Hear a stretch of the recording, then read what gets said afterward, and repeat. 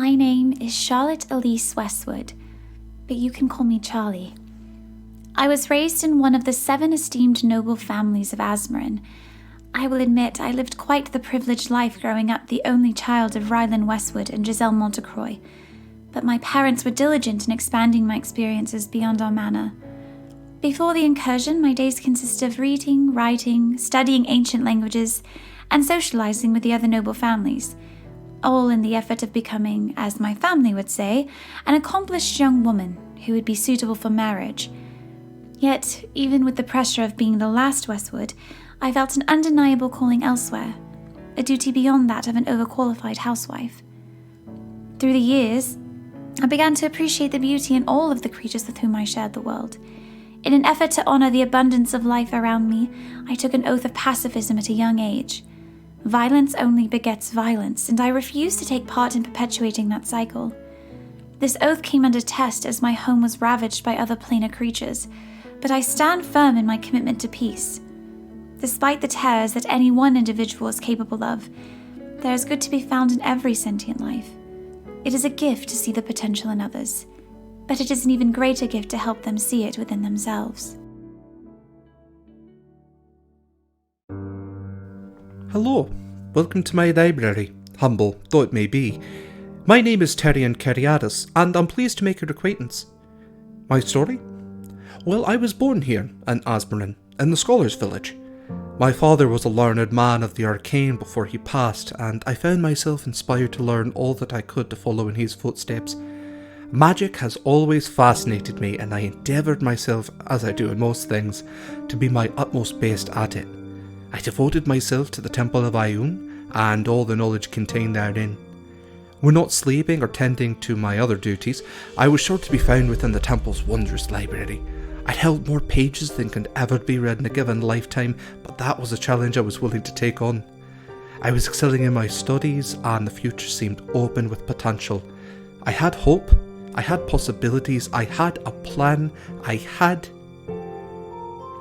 still remember the smoke and the heat of the inferno. The Scholars' Village burned. We didn't know it at the time, but a devilish incursion was taking over the city. We did all within our power to rescue what books and knowledge we could, but we lost more than we ever dreamed. The temple burned along with the library. It's all gone now. My mother died in the fire as well.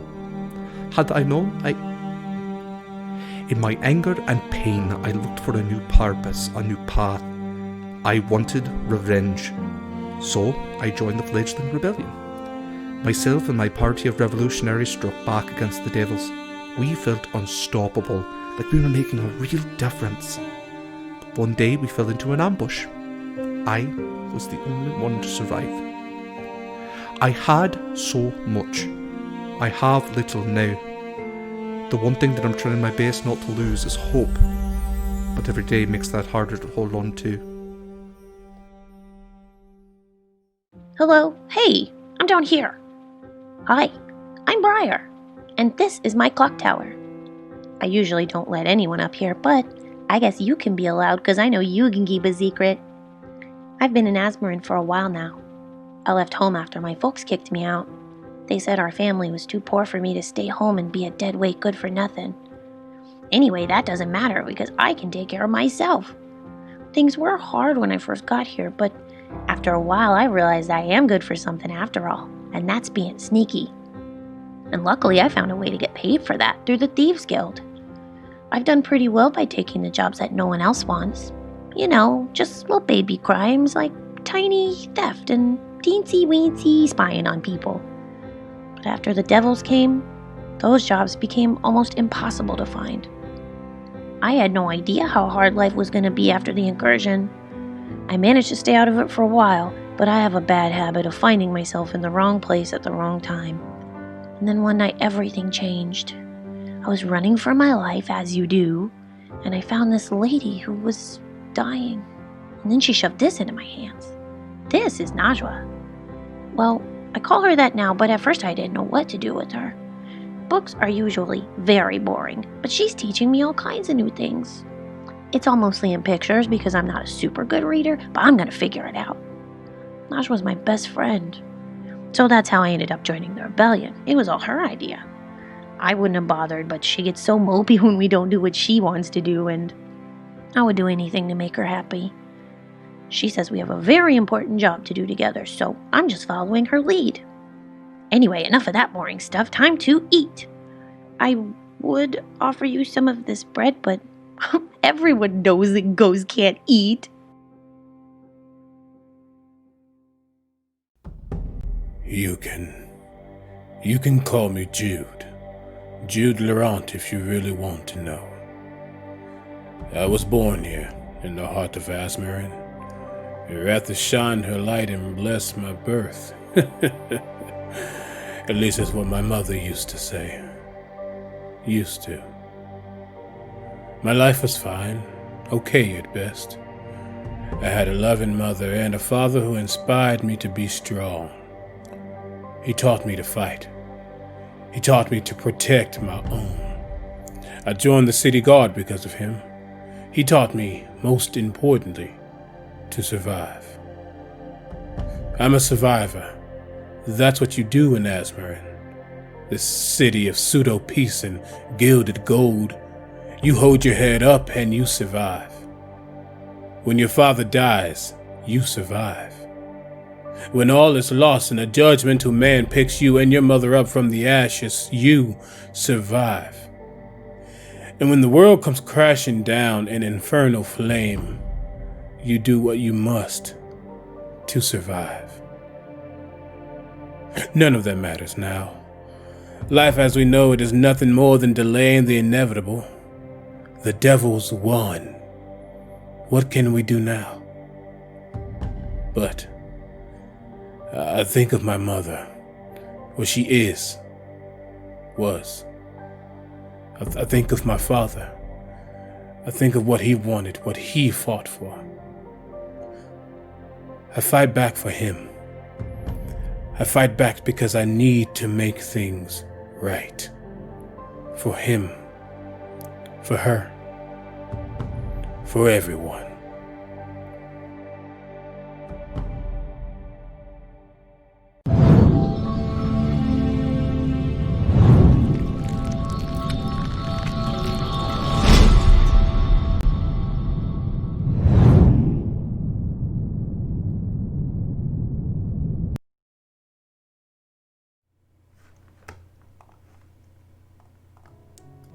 Welcome to the stream. Today is session 6 out of 12. And our party has some things to deal with. Oh gosh. CB was not here for our last session, so I'm assuming you're not all caught up on everything. So does anybody else want to give the recap? No. Derek, you want to give it a shot? Yeah, I'll do my best. I tried to catch CB up, so let me see what I wrote to CB and see if it makes any sense. That's fair. Okay. So, a lot happened in our last session. The main thing was Charlie confronted her parents about their involvement with the incursion. Charlie's mother seemed to change mid-conversation after Charlie pressed the issue. Lady Westwood's eyes grew red and she grew claws that dig into Charlie's arm. Charlie was just about to try to remove the curse when Tyrion arrived at the door with flowers. Seeing that something was wrong, Tyrion used his manners skill to distract Lady Westwood while Charlie confronted her father. Her father seemed none the wiser to any changes within her mother or their household, and the removed curse didn't have any effect on him either. Tyrion clearly read that something was wrong and helped Charlie escape her home and potentially possessed mother, at which point Tyrion and Charlie went for a little walk. Tyrion shared his childhood home, which had burned down, and also essentially the gravesite of his mother, sharing a very vulnerable moment with her. And also offered his home to Charlie as well, since hers could no longer be that. Charlie left her home and her family behind, left with Tyrion. While they were there, Charlie also did see a dead imp in an alley, and we kind of realized that maybe she's being spied on, and also might have a protector as well. I think we know who that is. We then skip to Briar, who has a flashback of the night of the incursion. We learn that she acquired Najwa from a strange elven woman who died right in front of Briar. Briar has a vision of being transported to a place full of stars and standing before a hooded figure with black wings, and then flashes back. Wanting to know more about Najwa, Briar goes to Tyrion and asks him about her very strange cat book. We had a bunch of realizations there, having access to Tyrion's secret library and Najwa themselves. We learned that Briar is probably death, maybe literally, or at least is on her way there. Najwa is just an entity to help guide, and is something that Briar needs right now. A lot of these realizations were given to Tyrion, along with the warning not to overload Briar in any significant way, and also some very thinly veiled threats from the cat. But Briar most likely is a Reaper Oracle, a very, very powerful entity that Tyrion has a little bit of fear of. Let's see. Briar ends up leaving after some other realizations. Najwa does stay behind and flat out tells Tyrion that he's not who we thought he was, that he's probably some type of angel, which also kind of confuses him, and Azmarin, which he might have some familiarity with. At which point Charlie walks in, has a bit of an emotional moment with her. They share their feelings with one another, and they kiss. It's very lovely. And when that happens, Tyrion grows wings and a halo. What? Yeah, I guess Najwa was right. So that'll have to come up later. Charlie takes a moment with Nakir later on. He reveals to her a lot about his past, and also offers once again to rescue Olympia at the cost of his own life, which Charlie's not willing to sacrifice one life for another. Nakir reveals to Charlie that he was an angel at one point, that he served the deity that no longer exists, but maybe has some sort of interest in Charlie, or at least has interest in Charlie's jewel. Touches her necklace and sees that kind of the fall from angeldom into his fienddom. I think that was it. The only other thing that I guess CB would have already known is that Jude is kind of on a revenge mission right now, going through the city and leaving swaths of demon or devil bodies in his wake. I think those were all the big points. I'm not as good at this as CB is.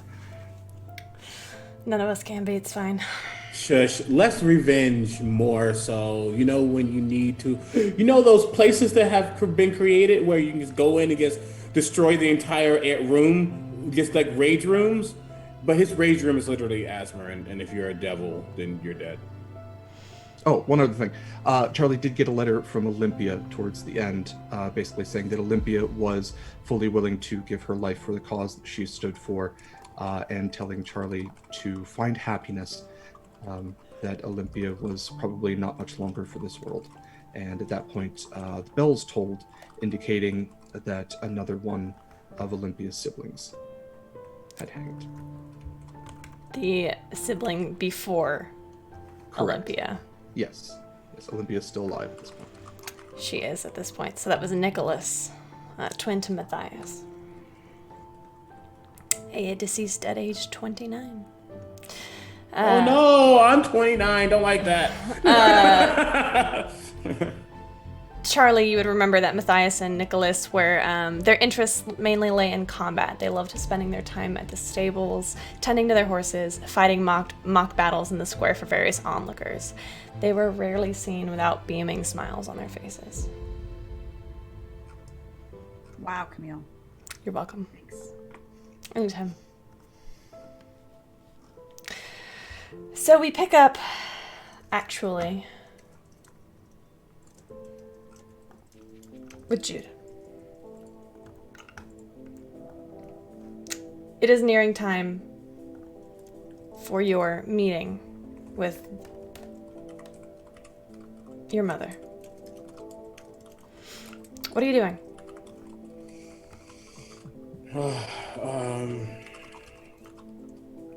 I mean, internally freaking out. Nearing time as in the day of, or It is the day of.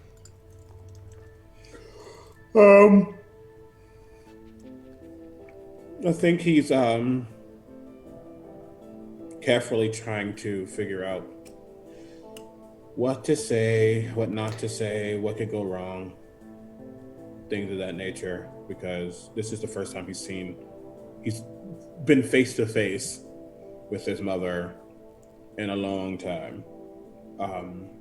Actually, I should ask before this, do Tyrion and Jude want to have a moment? Tyrion, let me ask you this. How long would it take you to approach Jude? I think that it's probably at least a month of distance between the two. I think he's fully aware that Jude is staying with Briar from time to time, but there comes a point where... Would he be aware of that unless Briar told him? Briar, would you tell him? Unless he's done his own staking out. I don't think it was a secret. I wasn't aware it was supposed to be, so she probably mentioned it offhand. That's fine. I was curious. I was like... So Go yeah, ahead, Tyrion. So Tyrion, after the month passes, that like the month where they were supposed to just have one, and then they realize there's another, I think he realizes that it is inevitable that they are going to need Jude in some fashion, and they need to resolve whatever this conflict is. And also, I don't think that Jude is necessarily being quiet with the, again, swath of bodies left in his wake, so it might be pretty easy for Tyrion to follow that. He will offer to Charlie if she wants to be there for it.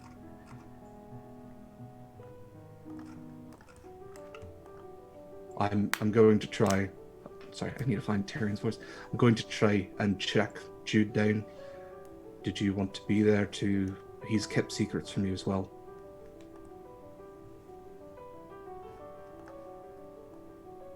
Sure, I can go if it turns out that you two need a bit of space. I can take a walk, but I don't mind to go. I think it might be nice to have someone who can heal just in case. Oh, I don't know what's going to happen. surely that won't happen. Maybe it's best if I go. Maybe I should go with you. We'll make a day of it. You two are able to track down Jude. Jude, where would they find you?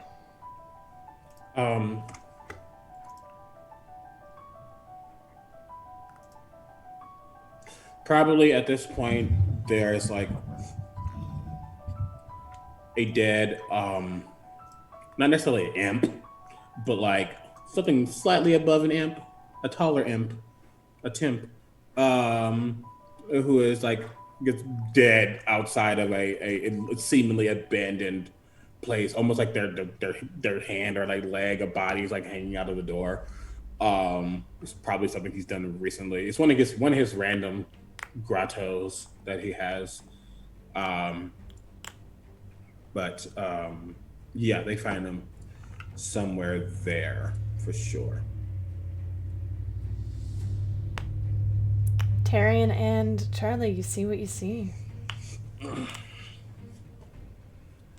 Jude. That's been a little bit. You look terrible. It's good to see you. What do you want? Well, I did tell you that we needed to have a conversation, and I think we are old Charlie and myself some answers to no shortage of questions.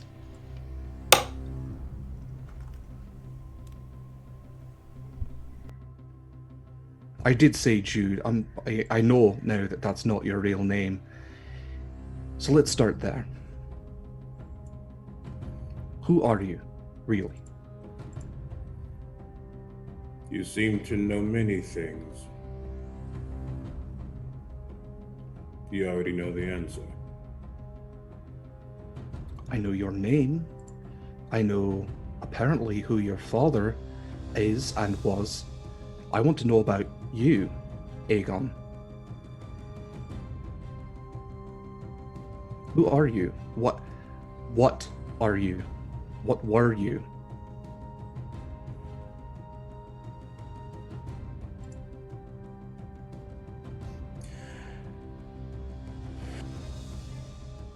I was the son of Captain Delavan, the captain of the guard of Azmarin's castle, of Azmarin. My mother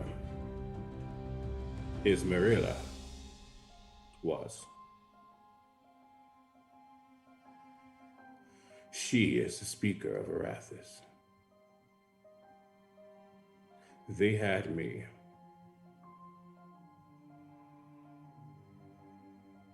Years after, a man by the name of Gideon Vanthros saw my mother and was interested. He decided to take upon himself to make sure that all others were no longer in his way. And so my father died.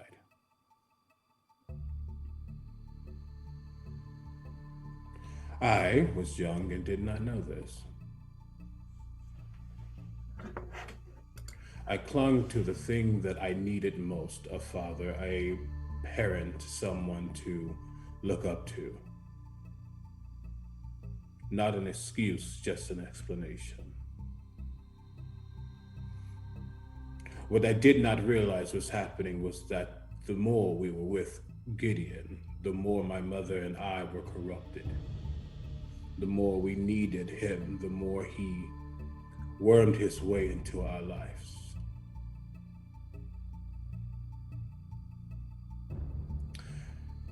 I soon became a high-ranking member of the Guard, following in the footsteps of my father. She kept her place as the Speaker of the House. Well, he was a judge, and a good one at that.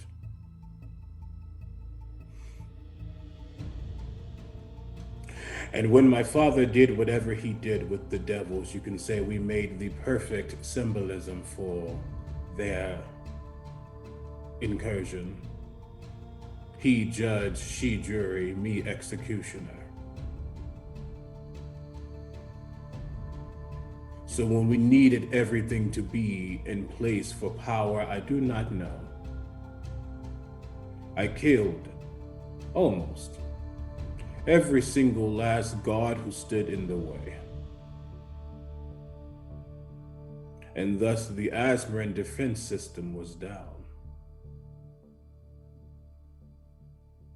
In doing that, I unleashed something infernal within me, perhaps because of the corruption.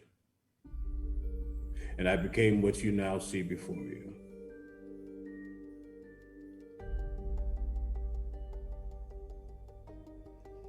Anything else? Where do you stand now?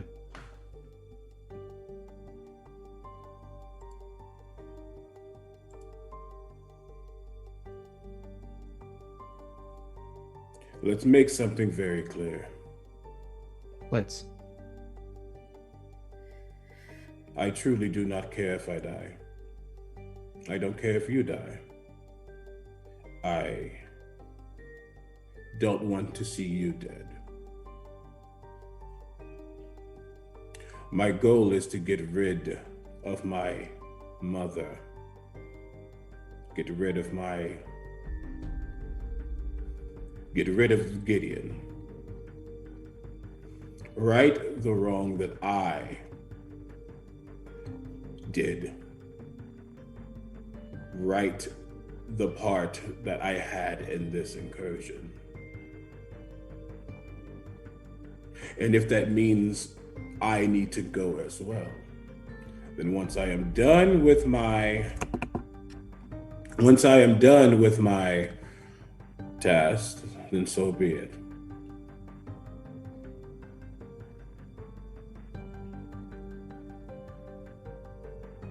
Very well. He'll turn to Charlie, see if she has anything.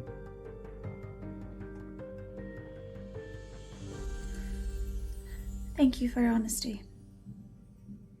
There's more he wants to ask, he's just not asking it. Not yet, no. I think that we need to build a little more trust before I ask anything else. I know who you are now, who you really are, and I think that's a good first step. And he'll walk towards Jude now, and he'll stick out his hand. I did say that we were far from done, and I meant that. We're going to need you the entire way. We're not friends, I don't want you to think that. But I will help you if you help us.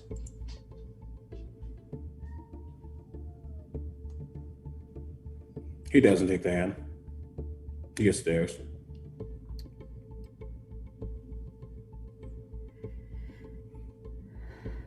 Understand this, Cariadis.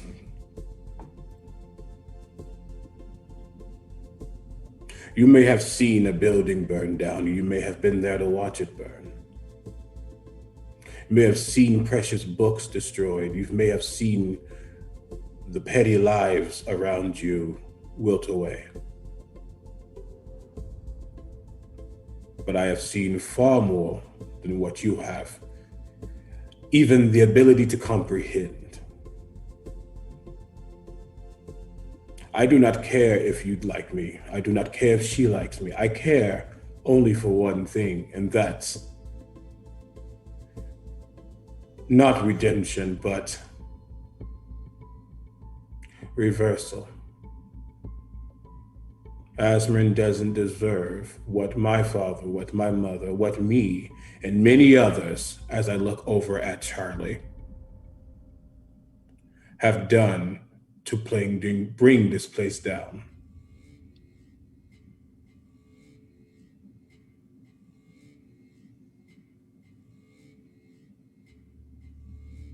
And if that means I need to strike them all down, I will. And you think you can do this alone? No. He takes one step closer, but I can do a lot. And you ultimately will fail. You will end up in an early grave, your tasks uncompleted, and you a forgotten bastard. I'm offering you help. Take it.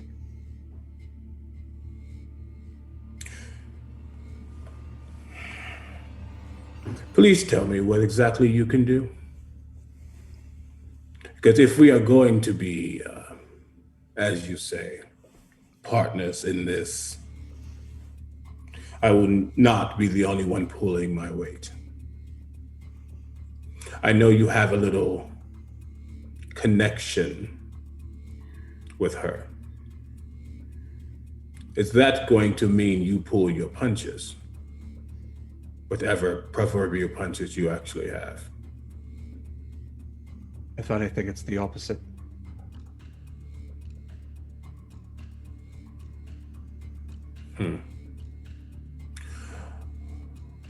We will see, little magic man. We will see. Yes, we will.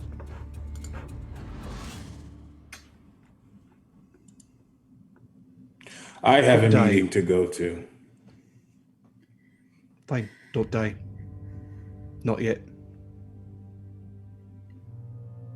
You aren't the only one who can heal. I won't die anytime soon. We'll get there someday. Don't worry. I will. I'm not afraid of death. Never have been. Good, because I think we're friends with her. Yes, we probably are.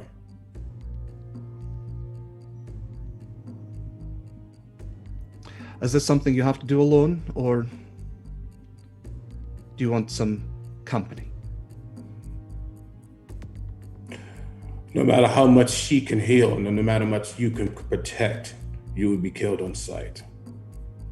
Unlike you, I can actually blend into this town. Don't forget, I technically am one of them. Oh, I could never forget that. Fine then. Charlie, would you like to have some tea? Seems we're not wanted here. Tea sounds wonderful. Meet me at Briar's Bell Tower later, if we need to plan our mission for my father. Very well. Also, the arcane lock on my shop should work for you again. I don't know if you tried it, but it probably wouldn't have worked in the interim. Why would I go to your shop? We have lovely tea there. I'm a coffee person. That makes a lot of sense. Best of luck, Aegon. It's Jude. Is it?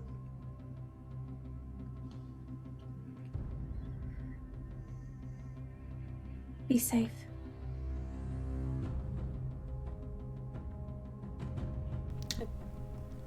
Tyrion and Charlie make their exodus.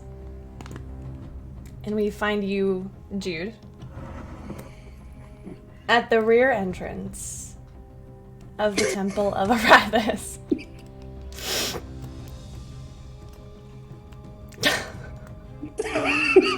God damn it. At the back door, what do you want me to say?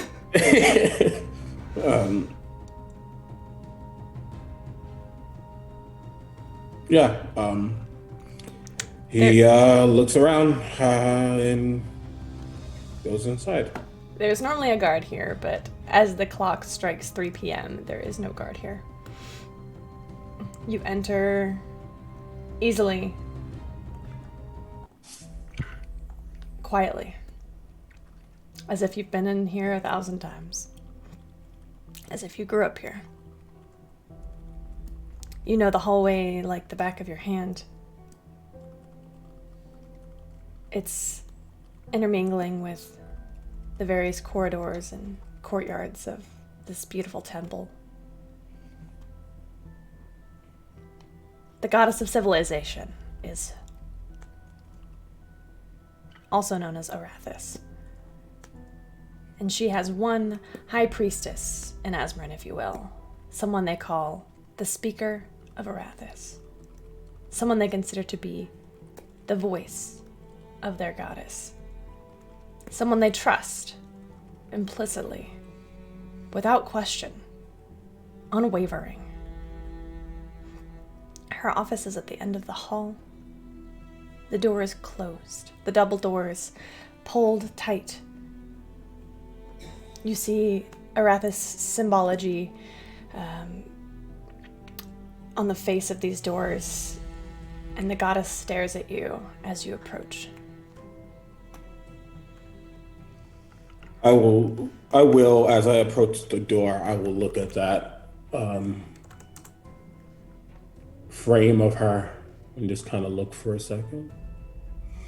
There's a level of judgment coming from those eyes, but also there's a sense of what things were like that he kind of latches onto for a second.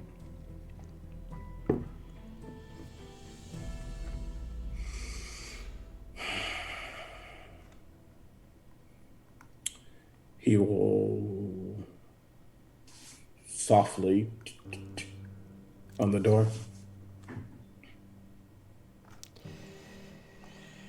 After a few moments, the door opens slightly, and would you describe Marilla for us? What she looks like? Ooh,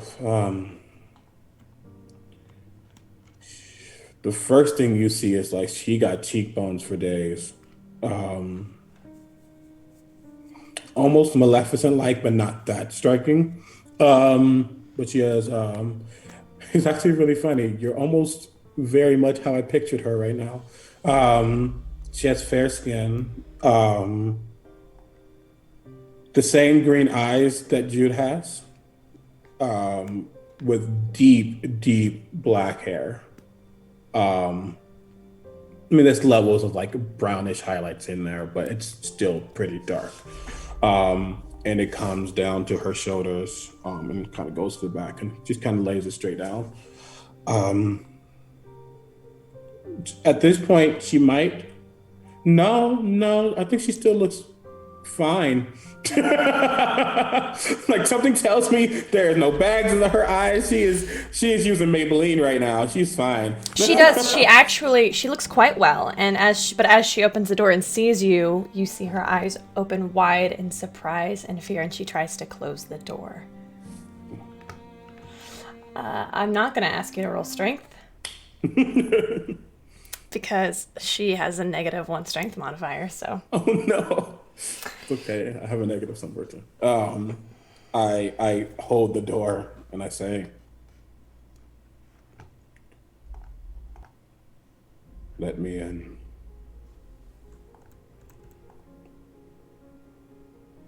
There's a moment.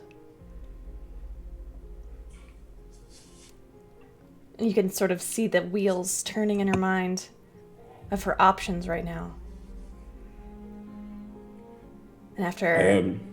Go ahead.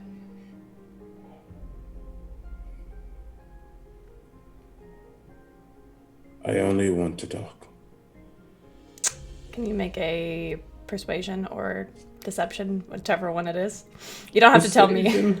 I'm telling you, it's persuasion. Okay. He is a weak boy right now. Oh no. That is only a 15. That's still pretty good. Y'all, 15 is a good roll. Stop comparing yourselves to bards. I know it is, however. It's like, no. That's when you can tell someone is used to playing a bard. It's only a 15. Bards are rogues. Yeah. All the damn expertise. The door slowly opens, allowing you inside. He will kind of slowly step inside. I assume that she's still at the door. Yeah, she'll close it behind you and like stand with her back to the door, fingers crossed in front of her. She's wearing her usual robes of Arathis that are essentially a blue, sort of like a blue gown with a sash over the front with celestial inscription, and then a little bit of ceremonial armor.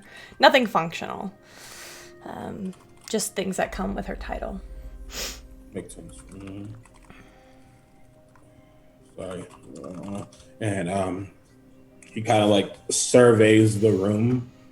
One, he's reminiscing on the times he's been here as a kid. Yeah. The room is rather large. The walls are lined with some books, but mostly Arathis' dominion is civilization, inventions, and law. So there are lots of odds and ends, like tinkering, like inventions. There's a telescope, some compasses, those kinds of things representing civilization at its finest. Several books of law, books of Azmarin law, books of imperial law. And there's a large oak desk that sort of makes a semicircle where you know she sits and does all of her paperwork. There are also benches behind you, like towards the back of the wall where the door opens, and lavish rugs, paintings, no expense spared. He's also, as he's looking, just to be sure, making sure that there's like nothing's being spied on, anything like that. Just making sure that it's just them. Roll perception for me. I am not the best, but he needs to do this. You have an advantage, I think. I do have an advantage. Yeah. Let's see if I'll use it. It's a 17. I'll deal with That's that. not bad. That's not bad. I only have a +1, so that's not the worst thing for me. You do not see any sort of things that might be watching you or listening in. You feel pretty alone. Ouch. I mean, with my passive of 11, I always feel pretty alone.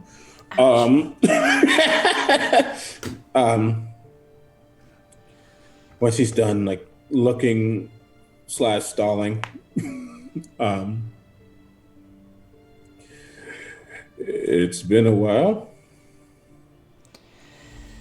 He's not looking at her yet, though. He still gets looking out. It has. What are you doing here?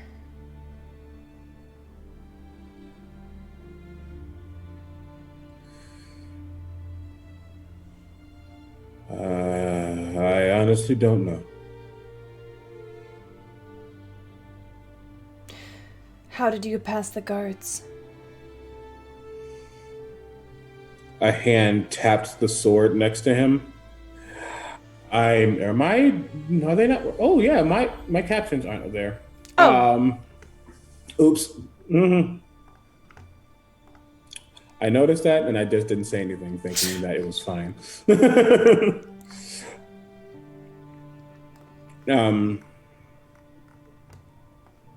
Make sure I have the link right. They were working earlier.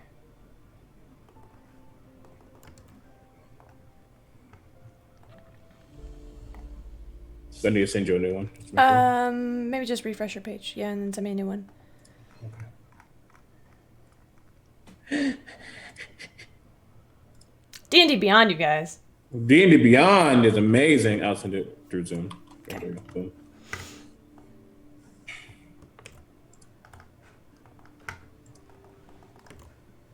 Boom. There we go. We're here. We're here. I don't see them. Are they showing up for you? No. We want to be accessible, so before you get this sad moment, let's make sure we get this in here. Mm-hmm.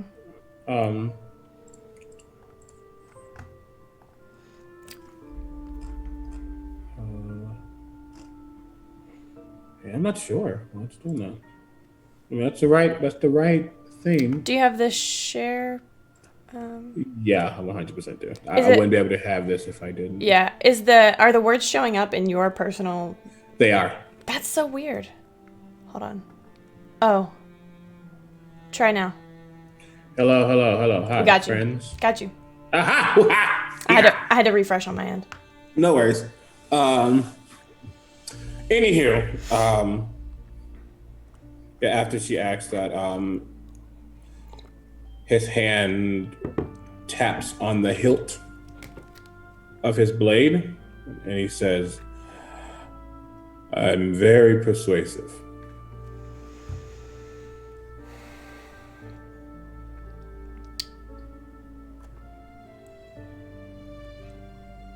Why don't you say your piece?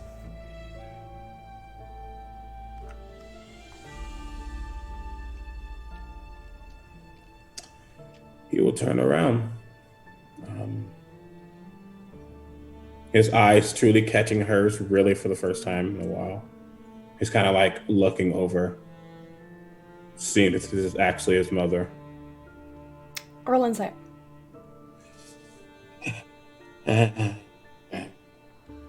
I'm not 220!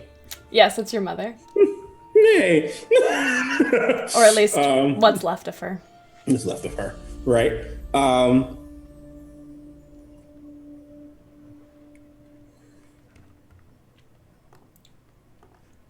How did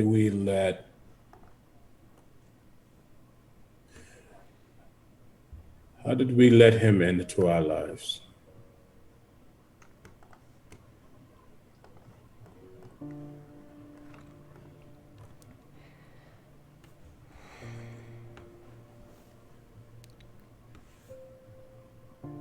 I'm not sure.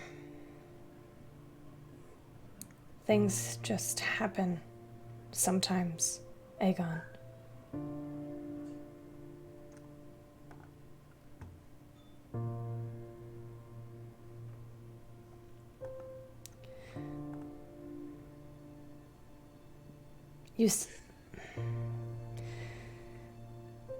You seemed content.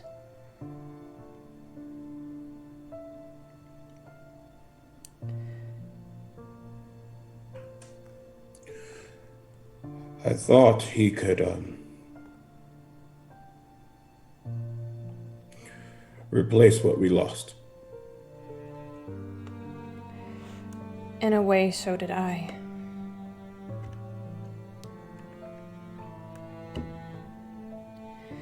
Why are we talking about this?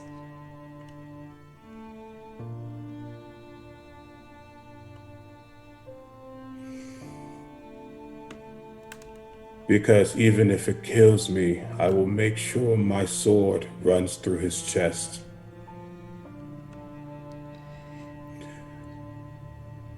I just need to make sure.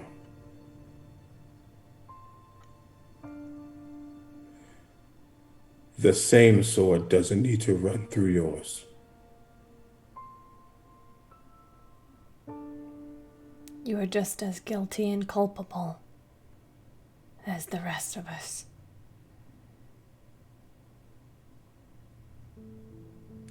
I can't let you hurt him, even if you think you can.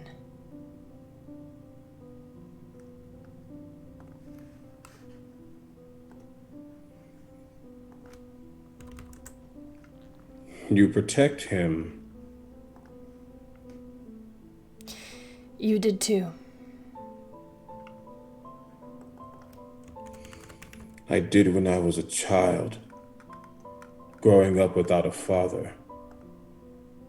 I did when I thought that he was going to be someone who protected us, and I let him, we let him corrupt us into something we were never meant to be. He did protect us. We are still alive.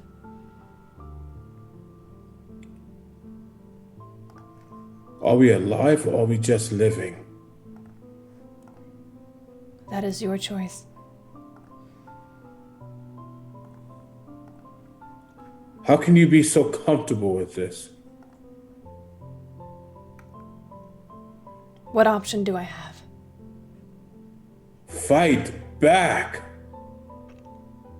You are a foolish young man.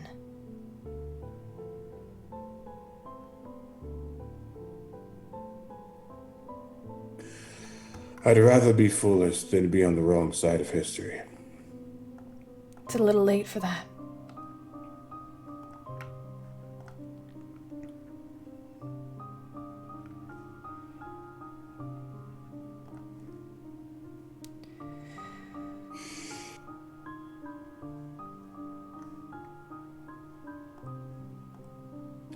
So what will you do? Because while the amount of red I have will never be able to be washed away, I will still try to fight for this place we call a home.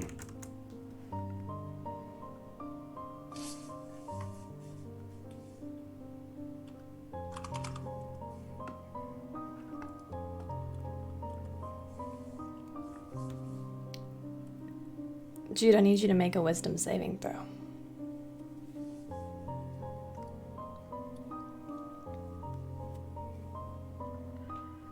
That is an 18 on the die, which makes that a 26.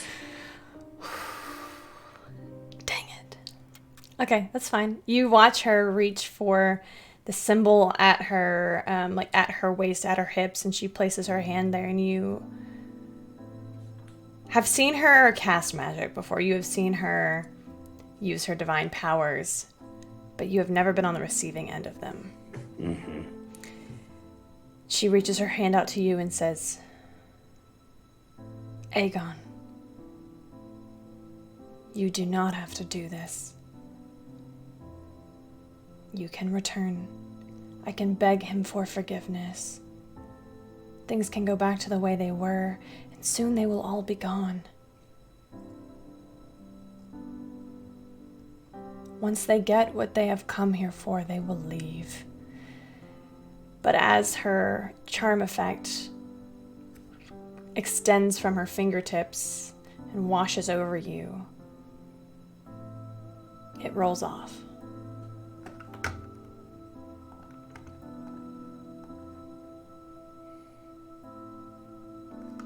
And as he speaks, I feel that magic,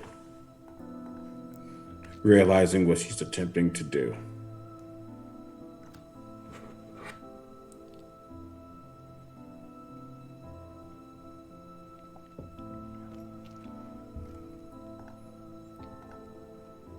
You couldn't even just talk to me like I'm your son. Even now, after we haven't seen each other in years, you attempt to charm me like I'm like all of these other peasants in this city. I need her to make a charisma saving throw.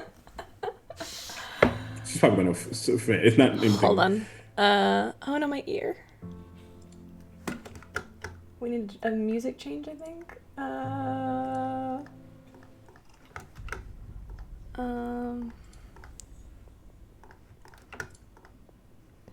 A charisma save. Yeah, she's probably very charismatic. So it's fine. She's proficient in charisma saves. I figured.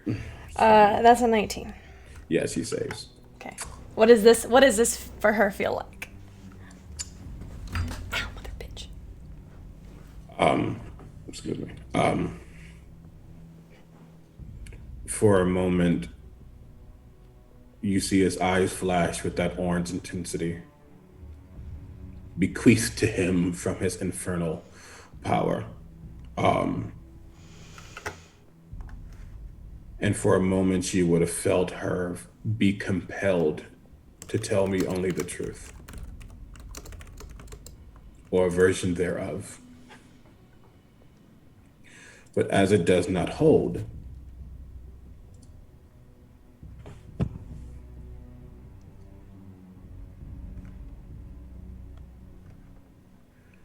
I only wanted to see what your true reaction would be when I told you that my father is still alive.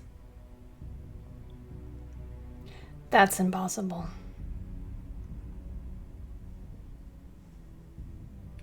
I thought so too.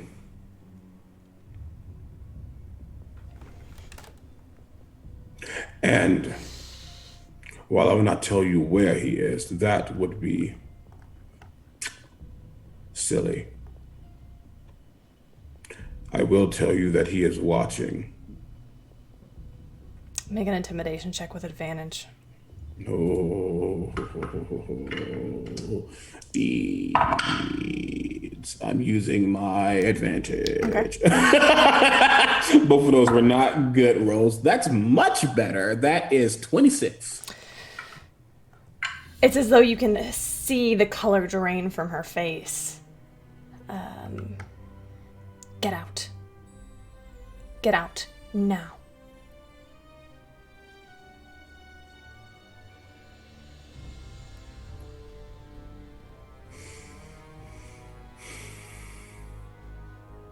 I will walk past her. Still respect her. I won't touch her.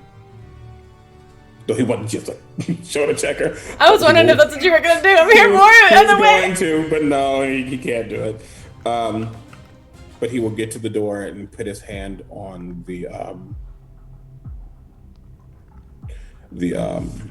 door handle.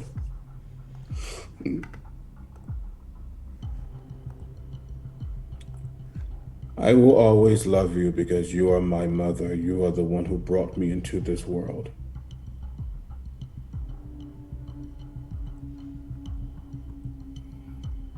But when I leave this door, as you have made your choice, I have to make mine.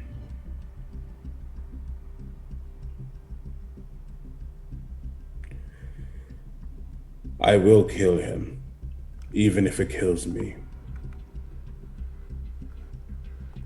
And you will be left alone. In the eyes of Erathis, with no civilization to lean on. You've already left me once. Do it again.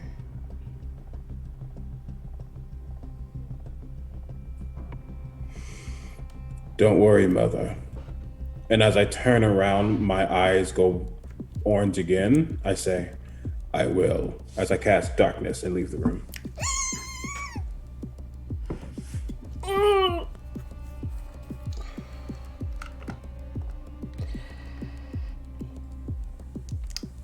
You close the door behind you and make a perception check. Y'all always want to give money to open for a venture. Give me some advantages. Look on the screen. I have none. Okay, that's a 12. Okay. You hear muffled screaming, sobbing. From behind me in the room. Mm-hmm. Yep. And there's definitely tears coming down my face, but I shake them off. And I look over at, you said like a statue of Erathis or something? Back behind you, the facade of the door has been carved into two symbols of Erathis. I unsheath my sword and I swipe at it.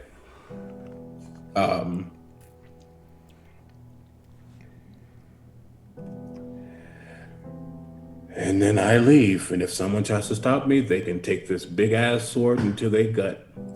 Okay. Which brings us to Briar. You have received a letter, a note essentially,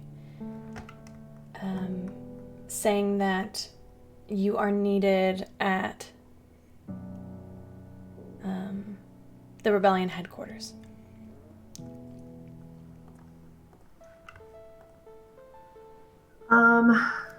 Is this still in that 2-week period?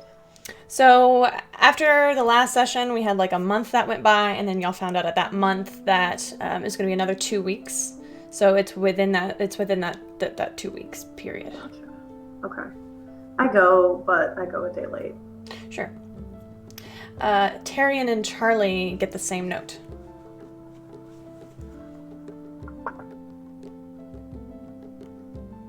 Do y'all go? Yeah. Yes, of course. I suppose you know what this is about. Specifically. I actually don't. Okay. I suppose we'll find out. As the three of you arrive, you notice that Jude is missing. Dave is there, and he leads y'all to a small room with a tea kettle and... Wait, I'm going on the same day as Charlie and... Yes. Yeah. Okay. You arrive, I would say you probably arrive first. And you see Dave there, he's already got a sandwich for you.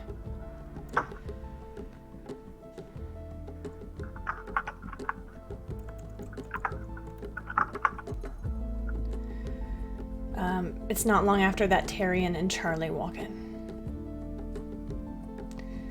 Dave stands there, human form, dark brown hair, dark eyes.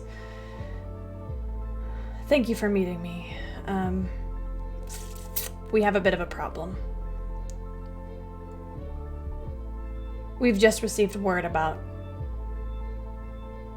a setup at the Temple of Erathis. You have about 6 minutes to get there, or Jude will die.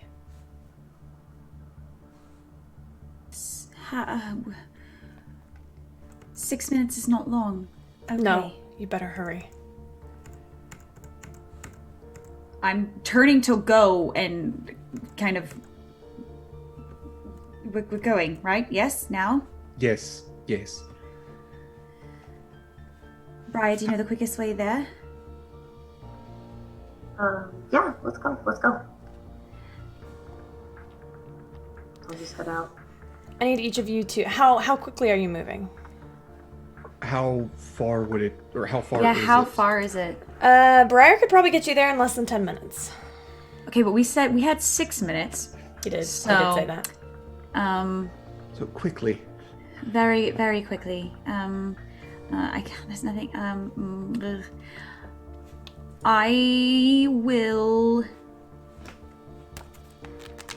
I know that Briar is probably the quickest one to get through through the city. I know we need to like keep an eye on her so we can follow her the quickest way, but I will cast guidance to try to help give her a bit of a boost. So, if Tyrion and I can't get there in 6 minutes, maybe she can, and we can follow up behind. Briar, would you like to make some sort of check to see if you can get there faster? Sure. What check would you like to make? What are you proficient in that you feel like fastness check? I don't know. I mean... You can roll a d20, add your proficiency mod and your dex mod. Okay. Modifier and your dex mod. I'm trying to think, because, like, I don't really have... Okay, I'll just do that.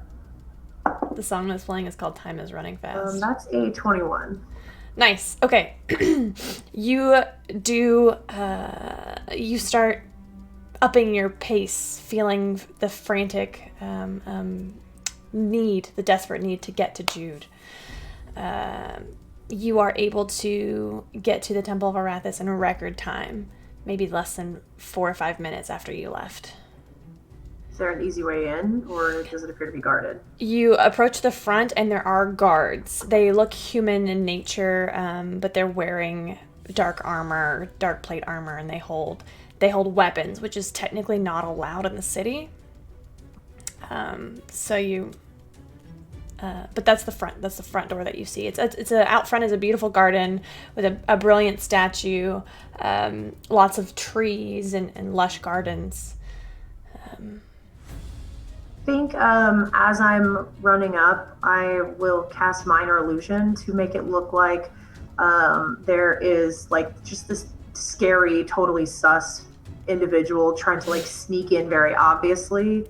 Okay. Maybe like 15 feet away, so I can slip around them the other way. Oh yeah, easy enough. You slip around the other way, and go ahead and roll perception for me. Okay. 10. Okay, you look around, and do you want to use an advantage on that? You've got 5 of them. Sure. Okay. Nope, 10 is still better. Okay. You look around and you kind of make your way around the back, and at first you don't really see very much, but you know that there's a back entrance to every building.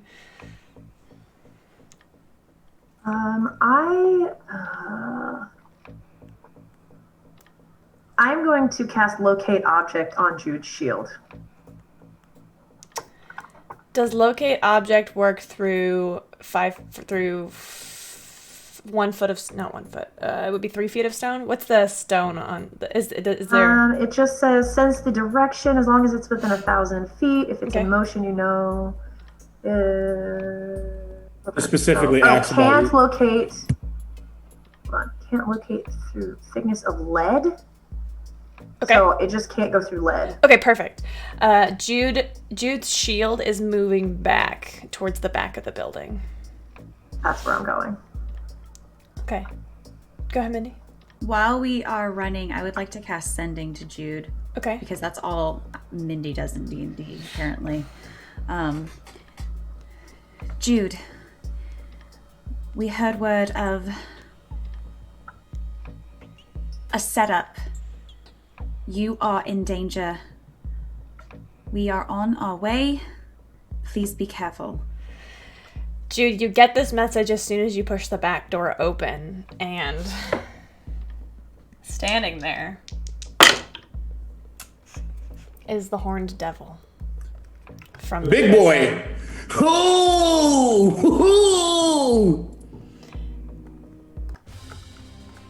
Oh no. 1 second. He's made his attack roll on you. I just closed his character sheet. Oh, okay. It had advantage because you were surprised. What a jerk! He My has, yeah, he hurls flame at you. You're gonna take 14 points of fire damage as the door bursts open and you are hit square in the chest with his fireball. However, when I get hit with this, if a camera was watching, the orb on my shield glows for a second. As I reduce that by 1d4. 4! So you said that was how much? 14, 11, 13, so 14? yeah. On either side of him on either side of this creature are 2 barbed devils. Wait, no. Yeah, on either side is a barbed devil, so there are 3 monsters total. Yep. Okay. Let me get an initiative roll from everybody. Briar, you are in this initiative. I'll get an initiative roll from everyone. I will say Briar is 1 turn behind, and Tyrion and Charlie are 2 turns behind.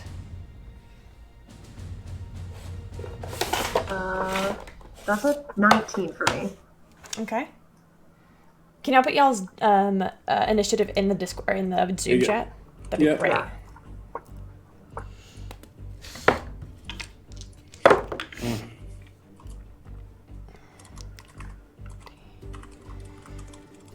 Good job, Mindy. That tracks. Oh. That tracks. It's fine. Cleric should go last. It's fine. Just don't die until I get there. Briar, Horned Devil, Barbed Devil. Oh man, they're going back to back. And then Charlie. Okay. This is round 1. Tyrion, you are first, but you don't have anything. You are still... Yeah, this is your first turn away. Jude, it is your go. What are you going to do? I look up, and I kind of take a step back a little bit, and I go, because right now he's assuming this is from his mother. And maybe he doesn't know, but he says, so this is how it's going to be then. Fine, I'll cut you down just like the rest of the guard. And I slam the, what's it called? The sword into the ground, and there's like a burst of dark infernal energy. I need all 3 of them to make a charisma save. All right, this is the Barbed Devil 1. That's a natural 16, 17, 18. This is the Barbed Devil fine. 2. That's a natural 1.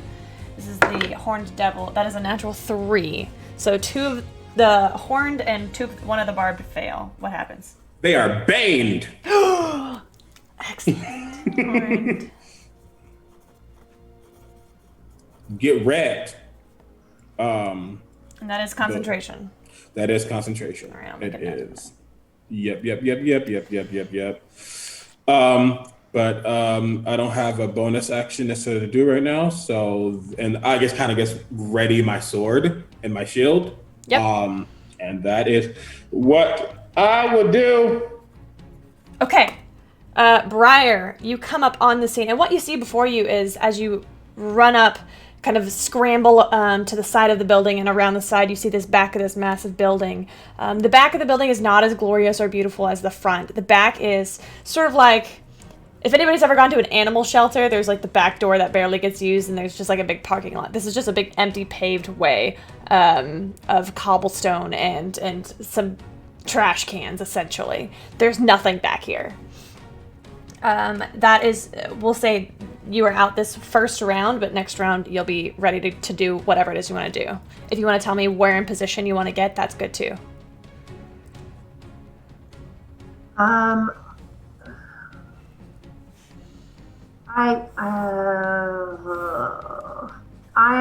gonna stay out of sight just for a second, so long as this is going down within like 100 feet or so. Yeah. So, my beautiful map.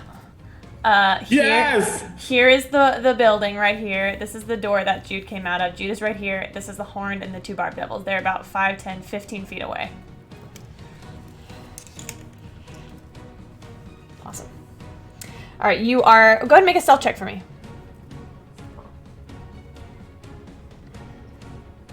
25. Oh yeah, you feel pretty fucking hidden. Which brings us to the Horned Devil.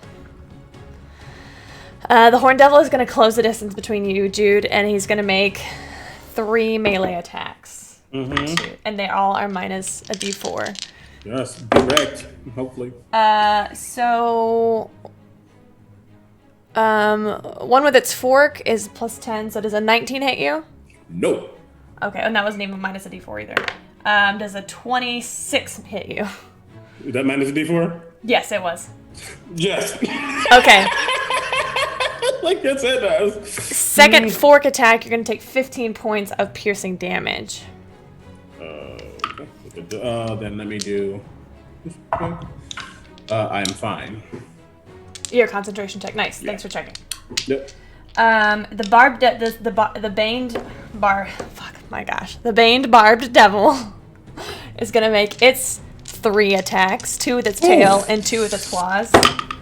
None of those are very good. I don't think any of those are gonna hit you. No, none of those are gonna hit you and they're all minus bane, so that was a terrible roll. So as this barbed devil comes up, its tail and claws come slashing at you, but your armor and your shield are... Wait, I lied to you. I'm sorry. The 19 did hit. I kept thinking it was 20. 19 does. Oh, okay. Then another 15 points of damage and another con save. Hey, I'm fine. Okay. Yeah, they weren't lying. He gonna die. He is not a barbarian. He cannot get to eat up these attacks. So...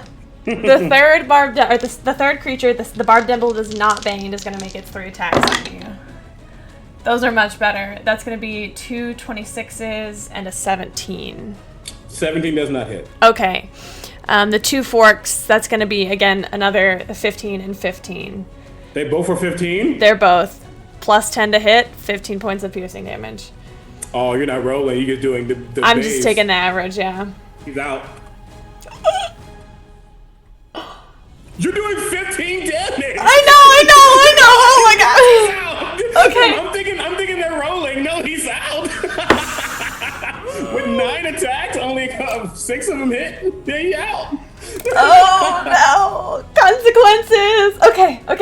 Charlie, you don't see what's happening. This is your first turn out. Tyrion, as you come flying around the back of the building, the end of your turn starts with watching these horned devils and barbed devils claw down. You see Jude fall and hit the ground, the life beginning to leave his eyes. Jude, I haven't done this yet for you. Have you, in Camille's games, when you fall unconscious, you are still conscious, you are just incapacitated, essentially. But what I want to do right now is I want to talk about what Jude sees as his life is flashing before his eyes.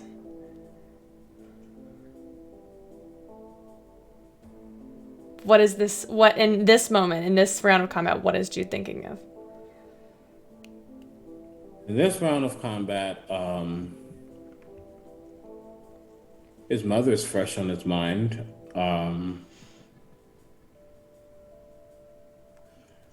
Thinking about what he's going to have to do and that he can't die now. Because then all of those words mean nothing. And then both his mother and father win. And he is still a failure in his bio-father's eyes. Oof. So, yeah, he can't die. Terry, and you come around and this is what you see, and that's the end of your second turn. Next turn, you will be able to act. Okay. Sound good? Yeah. Okay. Is there something you wanted to say? Is there potential for Tyrion to have cast spells while running? It's totally what fine. What spells would you have cast? Mage armor on both myself and Charlie. You can get turns. You can get one of them. Pick who you want to cast it on. Charlie. Okay. Jude, please make a death saving throw. It's a 12 on the die. Okay, that's one success. Briar, what do you do? As you see Jude go down, you see you see his body begin to glow with a faint light aura. It reminds you of that night on 21 Crimson Moon where you watch those lights fly up to the sky. It's as though his life force is collecting and beginning to pull away from his form. What would you like to do? Just remember, your curse, you can technically do it, there's just a penalty. I know, Okay, Briar. Honestly... Oh. Do I see Tyrion and Charlie? At this point, I think that it's up to you, but I think that your focus might be on the barb devil, or the devils that are swarming Jude right now. I don't know if you would necessarily see them or not see them. I'll leave that up to you. Okay. Okay. I truly think upon seeing that, especially seeing the light, Briar just pales. I'll run at top speed over to Jude. And as I reach him, I will put my hand on his chest and lean in real close and say, "It's not your time. Don't leave yet. It's not your time." And I will cast Cure Wounds. Okay, you are willingly saving the life of a creature. Let me pull up your curse. I'm so proud of you. Oh my gosh, Briar. Also, that's 14 points to you.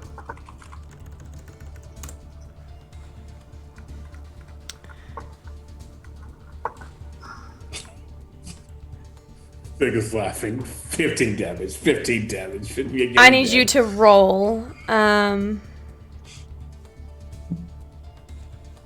need you to roll a d4. 2. That's minutes, and now roll a d10. Where are you? There it is. Nope, that's a 12. Why am I so confused? I don't know anything right now. Okay. That's a 6. Okay, for 6 minutes, anytime you roll for damage or healing, you automatically take the minimum possible. In addition, I need you to make a wisdom saving throw.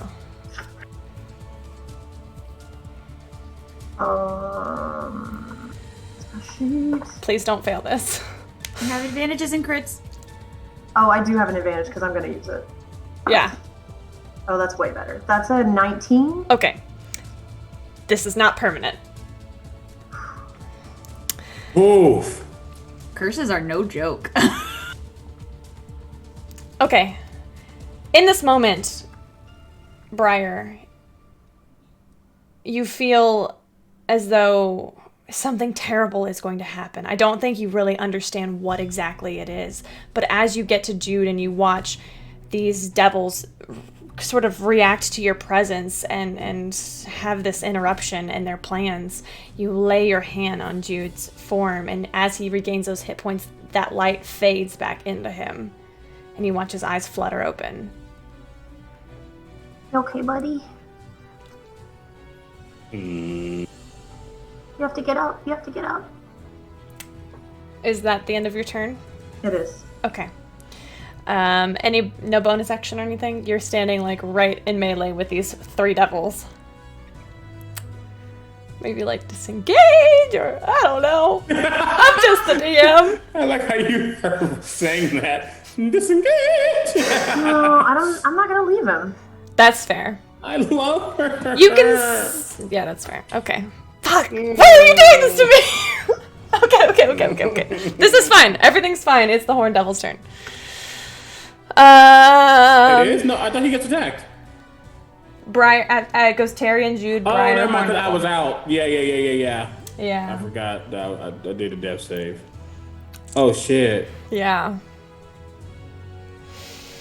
Briar, the main horn devil is going to take out his ire on you.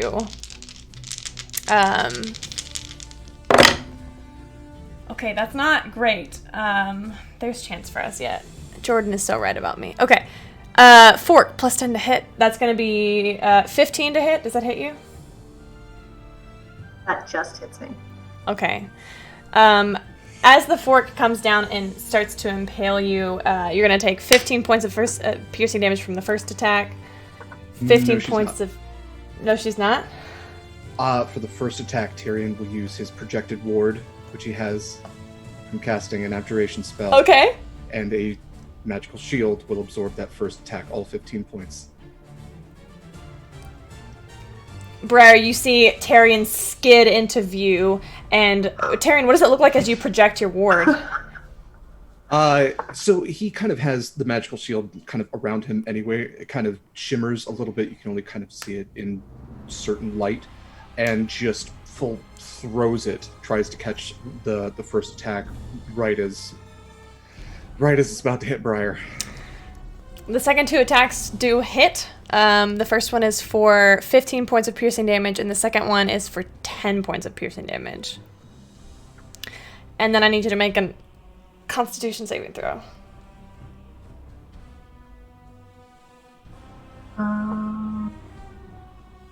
That's a 12. Okay. You're going to lose another 10 hit points at the start of your turn due to the fact that this tail attack has now caused an infernal wound. Jude, as she's sort of like on top of you, you watch her get barraged by these devils, and you see this tail strike her right in the neck, and there's a pulse of violent infernal energy, and you watch the wound open a little bit further. So you're not going to take those 10 points yet. Okay. The barbed devils are going to try and pull you two apart. The first one is going to go after you. Oh my god, I hate this game. Actually, Briar, it's going to try and grapple you. Can you make an athletics or an acrobatics check for me? Contested. If we do acrobatics. Oh, that's not bad. That's a 19. Okay, they rolled a 20. Oh my god. They rolled a 20. They're going to... What does Briar do as this creature wraps its barbed arms around you and tries to pull you away from Jude? I mean, at first I'm just like clutching on to Jude's armor as hard as I can to prevent being pulled away, but I feel like just kicking and screaming, starting to get extremely upset. Oh, never mind. Sorry. Like the black in my irises is widening. Yeah. I'm getting really mad. Definitely. The second barbed devil is going to come to you, Jude, and it's going to grab your armor, and it's going to just slam you down. That's going to be... that's going to be a barbed devil. Don't have that great of to hit. A 22 and a 20. No, 22 and an 18. 18 does not hit. Okay. It's going to take 6 points of bludgeoning damage.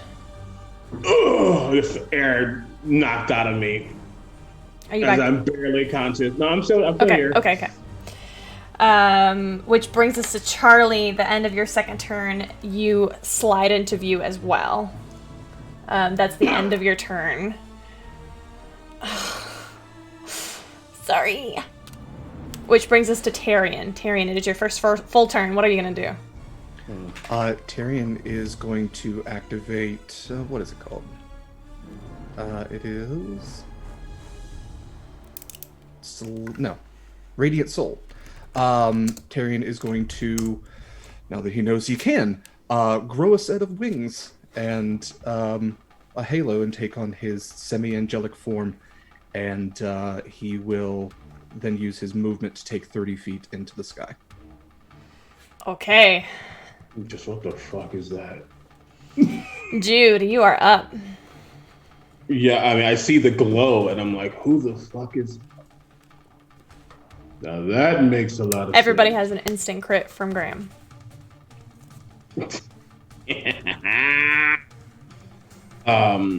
I stumble to my feet. And I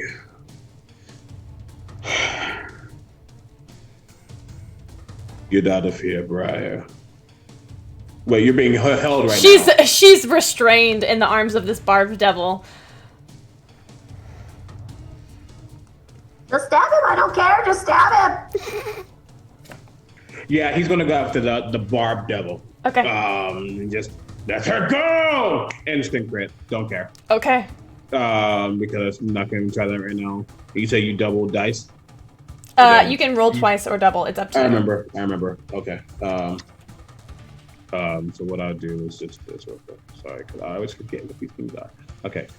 2d8. 3d8. 6d8.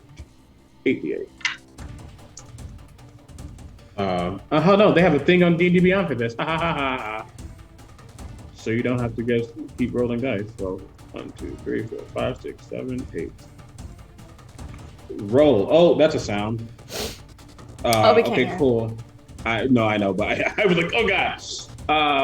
So that is going. That was 44, but 8 of that is magical slashing. No.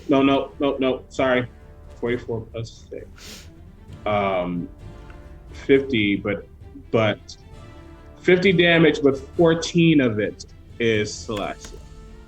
Okay. Yes, 14 of it is slashing on the first attack. What does this look like as you bloody this creature in one hit? I am aiming for his arms to try to drop Briar. Yeah. So yeah, I'm slashing immediately down and trying to sever as best as possible to like help her get out. Definitely.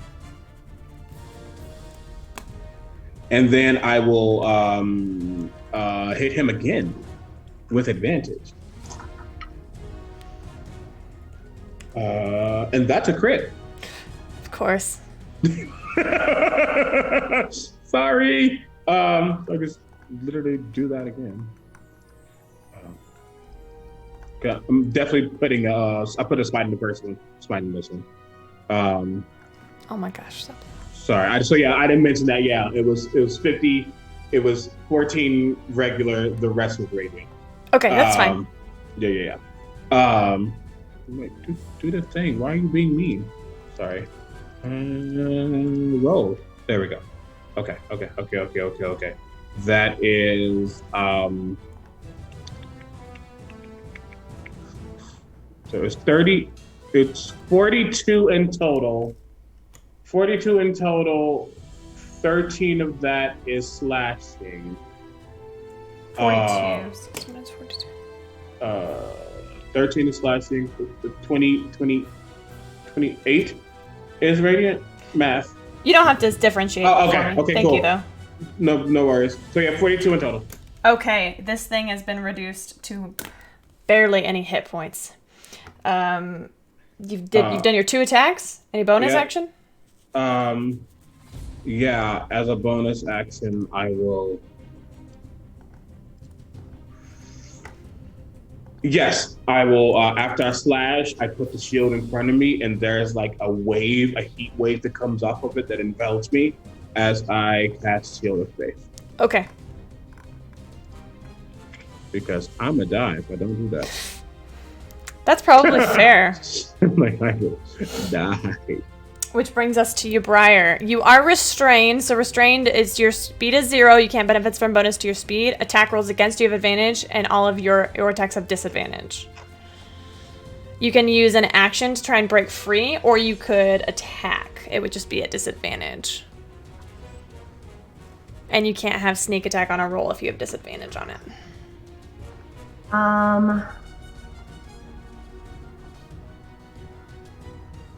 Would a touch spell still have disadvantage? What's the spell you want to cast? Inflict wounds. Creature's attack rolls. Make a melee attack roll. It would, but you also have 5 advantages, so you can negate it if you want. Sure. I'll do that. I'll use one of my. Oh, my guys are like running away because they're scared too. Yeah, I'll do that. I'll use an advantage to just do a straight roll. You also have 2 crits. No, three of 3 crits. Because you had one, you got one from Graham, and then Graham gave you specifically another. Oh. Okay. No, I'm just gonna wing it because I feel like there's some more work to be done. So, yeah, I think knowing that, I mean, I can feel its grip weakening a little bit as Jude is like tearing it to pieces. Definitely. So, I just want to like dig my tiny fingernails into its arms or however it's holding me. Yeah. And then just like squeeze as hard as I can and release all of this necrotic energy as my eyes go completely black. Okay. That's not too bad. Hold on. It helps with the advantage. So that's a 20, dirty 20. Okay, did you use an advantage to negate the disadvantage for that? I did, yeah. Okay, sweet. So you only have 5 left. Okay. You only have, by the way, just so y'all know, you can spend 3 advantages to gain crit. I don't know if I told you all that. Okay, what's the damage that hits? What is the damage? Ooh. 3d10.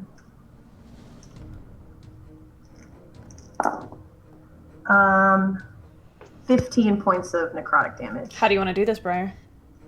I think as I'm like gripping into its gross, devilly, pointy flesh, even though I'm probably also, it hurts. But I feel like my eyes just go completely black and like pouring out of where I'm putting these wounds into its skin. There's like black smoke coming out of it. Beautiful. I want him to drop me. Yeah, it falls and you kind of fall. You land 3-point landing on top of it.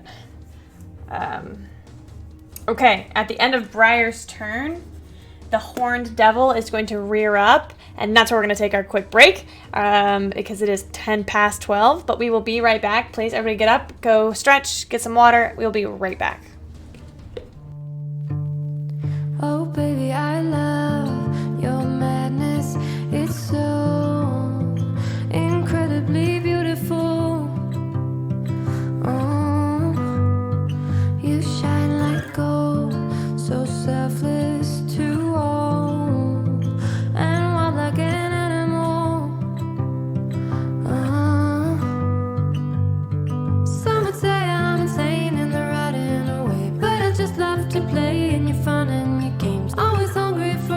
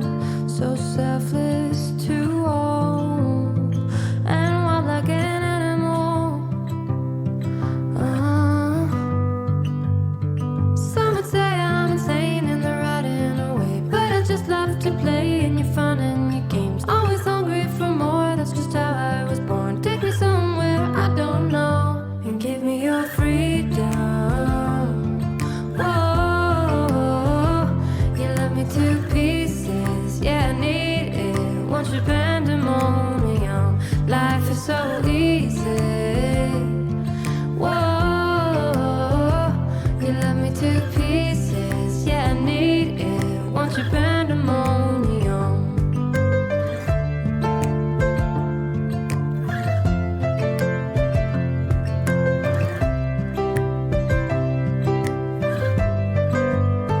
The limit of love is endless. I know. Just do what you want with me. Yeah, I want it all. Could care less the cost. I give you my everything. Some would say I'm insane in the right and a way, but I just love to play in your fun and your games. Always hungry for more. That's just how I was born. Take me somewhere I don't know and give me your freedom. Whoa, you love me to pieces. Yeah, I need it. Want your pandemonium. Life is so easy. Whoa, you love me to pieces. Yeah, I need it.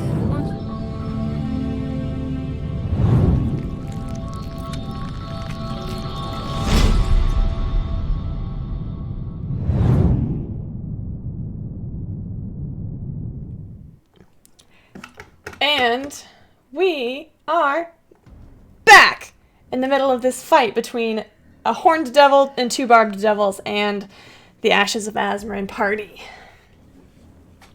We come back on the horned devil's turn. There's a lot going on here. The first thing that he sees, really, aside from what's going on in front of him, is this angel in the sky. He is going to hurl flame at you. Sure.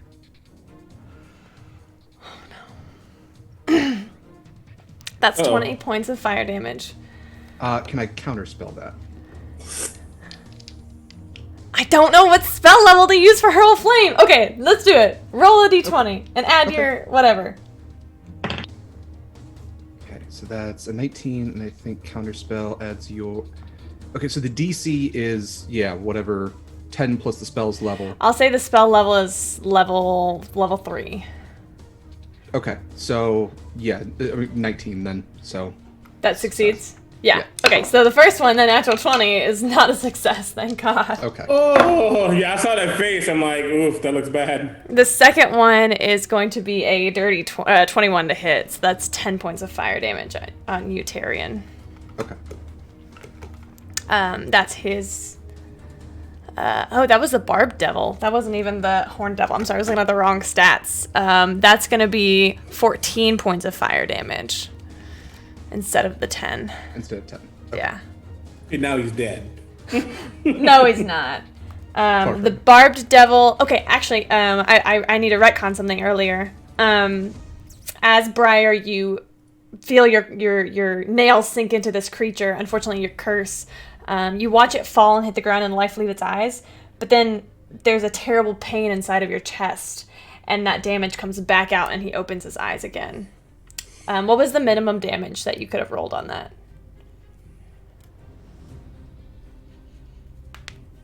You said you did.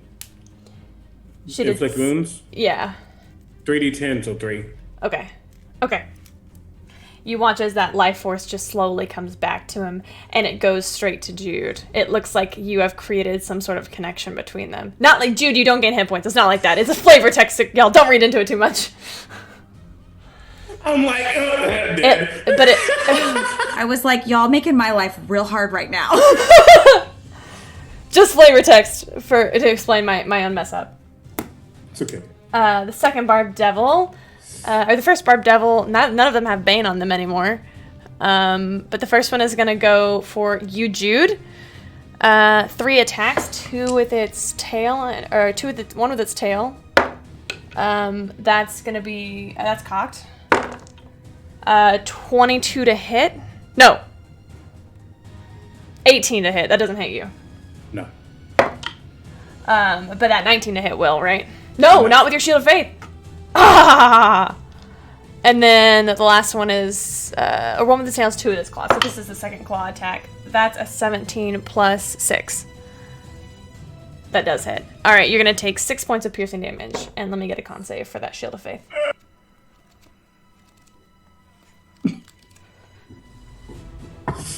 I'm fine. That's Okay. barely fine, but I'm fine. Fine by definition.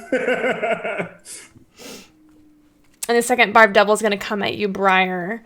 It's prone, so its attacks are going to be at disadvantage, but it's going to use 1 with its tail. That's a 7 plus 6. Hold on a second. Didn't I take 10 points of damage at the start of that turn? You did. You did. Go ahead. Go ahead and kill me. I'm ready. No! What's your armor class? 15. Okay, that one does hit, so it's 6 points of piercing damage. Are you still up? Yep. Oh my god. That's a natural 2 to hit. And then... Oh my god. That's a 19 plus 6. I'll do it. You will watch Briar fall unconscious as this Barb Devil basically for flavor text, takes you and just chucks you across the cobblestone. How many points of damage was that? The second one? 10. Okay. And Charlie and Jude and Tyrion all see. Shut up, Than. All see Briar's body just get flung across this cobblestone. Which brings us to Charlie. I'm doing a quick scan. This is not ideal. I will reach out my hand towards the general mess. My eyes start on Jude. And there is a bright flash of white light. And Jude is going to get 25 Jesus. hit points. And then I'm going to glance over to Briar. And I'm going to say, it's not your time. And I'm going to cast Healing Word at 2nd level for 16 hit points. We love the healers. Briar, as you take this damage at the end of your last turn, you feel your form sort of become weightless, timeless. Your consciousness floats above your body, and as you look down at this consciousness that you have formed, you see that you have a dark hood, long skeletal wings, and a scythe on your back. As you come crashing back down into your body, you feel something along your back. It's heavy. It's corporeal. It is a scythe on your back. This is a +2 weapon. Treat it as a rapier for attack purposes. I have a question. I have an answer.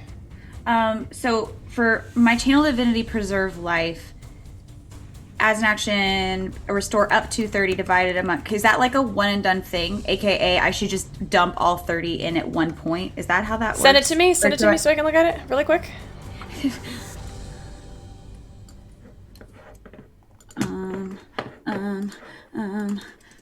Accurate. You can use Channel Divinity present your holy symbol to restore up to 30 HP divided among creatures. So I don't know if I can like do it again. Do you have another lay on hands? Do you have another use of it? Do you have another use of Channel Divinity? Oh yeah, it's Channel Divinity. So yes. Yes. Okay. Never mind. I know how this works. I know how to play D&D. I'm an adult.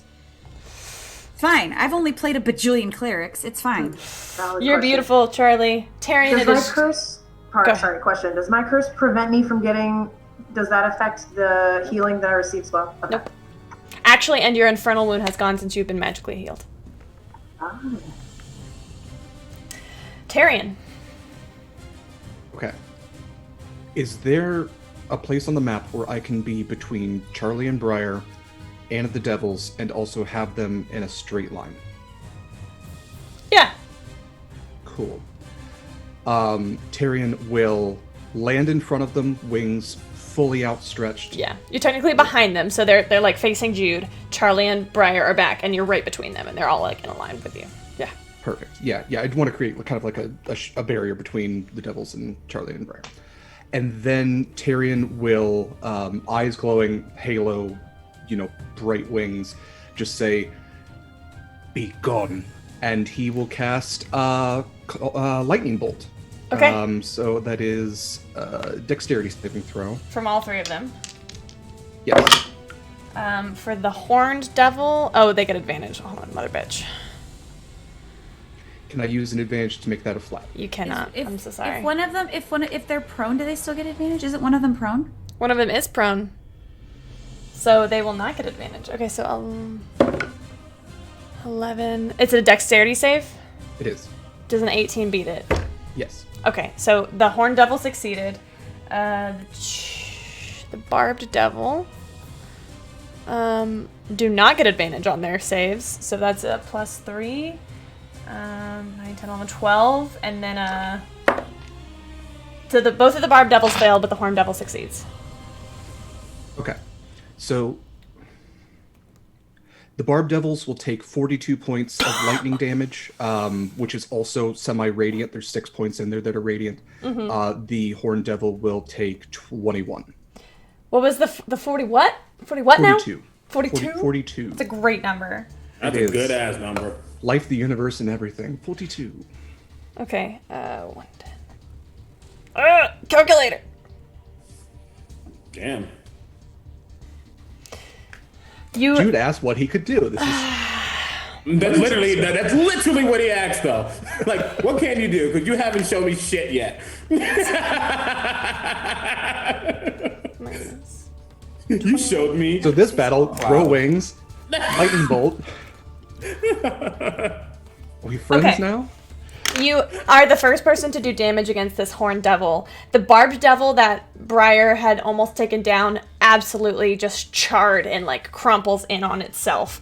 And the second barbed devil, you now have both of their attention fully.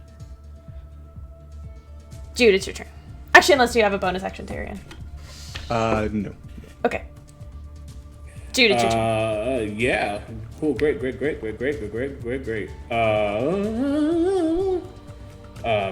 Yeah, I will see that streak of lightning as I'm getting back to my feet finally. Looking over, definitely okay. And continues his assault, but he targets the horned devil. Okay. I'll roll both of these at advantage, so I'm burning 2 advantages. Okay. I don't have any more spell slots though, so no more crits. How many advantages and crits do you currently have so I can update this tracker? Looks like I see I have 1 crit and 4 advantages. Is that right? I used advantage last. Okay. So I should have 3 left. Okay, perfect. All right. Yes.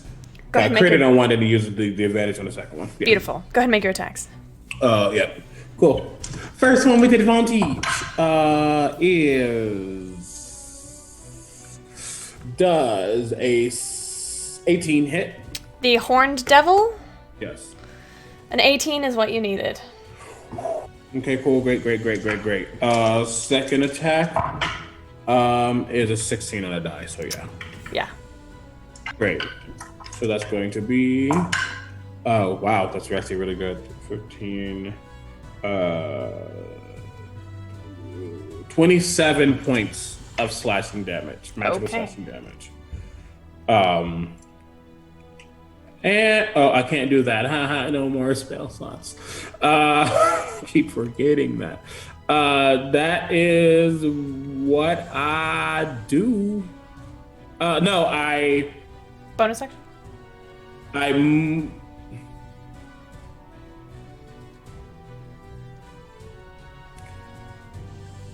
I will leave his melee range, which means he gets an opportunity to attack to get in front of Briar. You know what? How about you circle around him? I don't know. You said she got flung, so I didn't know she was out of the range. She is, but you can circle around him to put yourself between her and them without leaving him. Do you see what I'm saying? Cool. Yep. I would just turn, and I'm still breathing hard. I'm a little better, but I'm still. Yeah. Your fight is not with her. Okay. Briar. Okay. Okay, so how far are they from us now, or from I would where say they're 15 feet from you. Okay. Okay.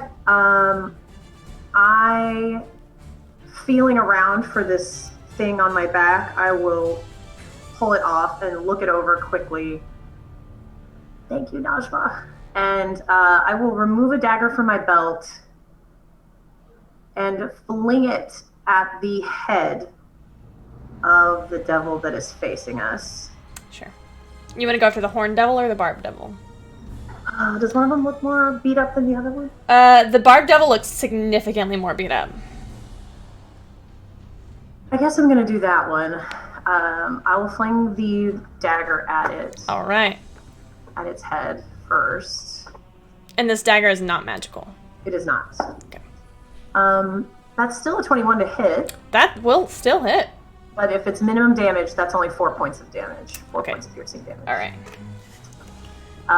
As soon as the dagger leaves my hand, I am going to break out into a sprint and run towards this devil, scythe in hand. And with 10 feet of a running start, I should be able to jump high enough to take a swipe at its chest as I reach it. Okay. So you've already used your action to throw the dagger. So bonus action with 2-weapon fighting. Yes, ma'am. That's why you were asking. Yep. Yep. All right.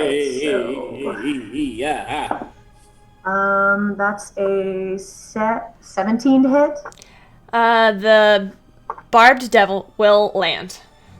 Sweet. Okay. And then the minimum damage on that is 6. So 6 points of, I think, piercing damage. Yeah. Okay. Oops. I didn't make all that. Okay. You feel weakened. You feel disconnected from your body almost, as if you're not really there, you're just moving through the motions, and you see that your attacks, which are ordinarily quite powerful, just don't seem to have the kind of effect that you wanted, and it's curious. It's strange. But like I said, you also feel sort of removed from it. Which brings us to the Horned Devil. The Horned Devil is going to fly up to you, Tyrion. Attack of opportunity? Yes, you do get one. Mm-hmm. Don't run from me! Yeah, advantage. Because I just want this thing to die. That's a 22 to hit. That will hit. That is 11 points of 12 points of slashing damage.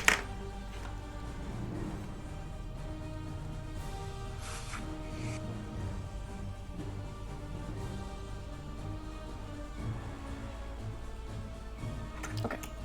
Oh, I just broke my pencil! Stop it! Okay. It doesn't seem to have bothered it very much. But you are it is going to fly right up to you, Tyrion, and it's going to make 3 attacks on you. We'll cast shield, so if it's anything over 17. It's an 18 for the first one. That's a 20 for the second. That's a 25 for the third. Okay. The first two fork attacks are 15 points of damage each. Okay. And the tail is 10 points of piercing damage, and I need you to succeed or to roll a Constitution saving throw. So it's 40 in total? 30 in total. 40 in total, yes, you're correct. Okay. He's down, so do I still need to roll the Constitution? That's a great question. Are you still suffering an infernal wound if you're unconscious? I mean, he won't be for long. I can still roll it. Why not? Okay. I mean, honestly, it makes sense because that's an automatic death fail. It is. Uh, 17 plus 4, so 21. That's a success. You do not suffer an infernal wound. And Some this consolation. horned devil, those are its 3 attacks on you. The horned devil is going to look at you, Charlie, and narrow its eyes and say, "Don't make me break my promise. Or don't make me break my deal." And it turns away. It's trying to threaten you. Just saying it's trying to do it. You don't have to be threatened. I'm just saying. Okay, that brings us to You're trying to kill my boo. the barb. My friends. The second barb devil is on Briar. Briar. This one is gonna come at you with its multi-attack. 1 with its tail, 2 with its claws. 1 with its tail is going to be a 18 to hit for 10 piercing damage. That's only going to be an 11 to hit. And the last one is a natural 18, so 6 piercing. I fall unconscious. Oh my god!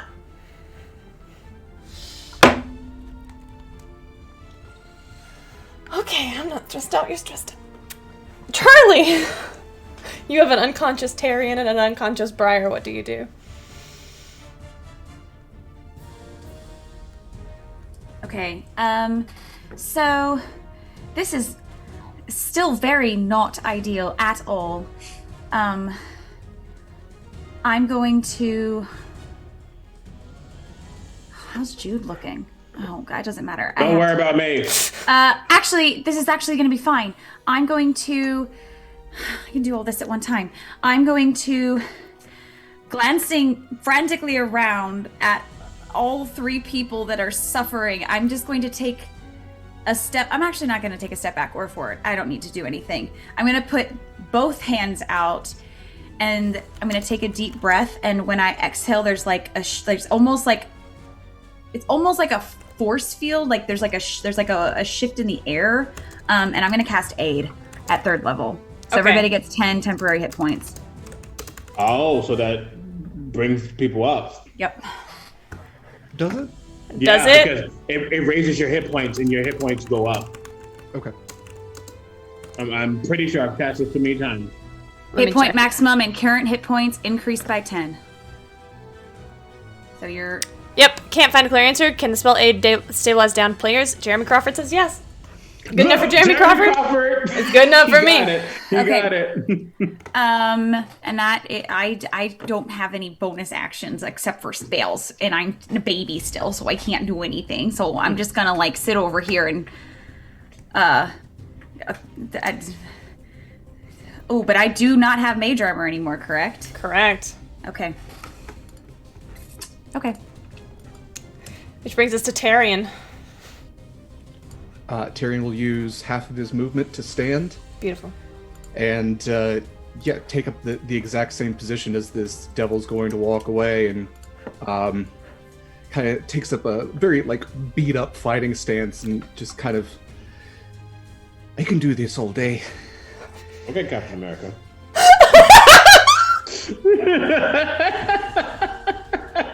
It's almost like I like Captain America or something weird.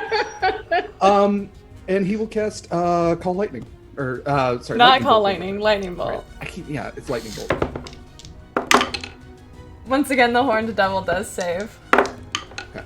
And that's a natural 20 and a 13 for the Barbed. So let's see what that is total. Dex, so 16 and 23 for the Barbed Devils. Okay, so one's gone. You're right! What am I talking about? I don't know. I just work here. Let's roll that again. It's a 16 for the Barbed Devil. Okay. So, if they succeed, they take 20 points, excuse me, of lightning and radiant damage. What's the success? DC? The success is 40. What's the DC? The DC is 14, sorry. Okay, so they're each going to take 20 points. All right. I like that as nice, even numbers. It nice. The Barb Devil does look bloodied, but the Horn Devil does not look bloodied. And it's Jude's turn. Yep. The horned devil is walking towards you, by the way.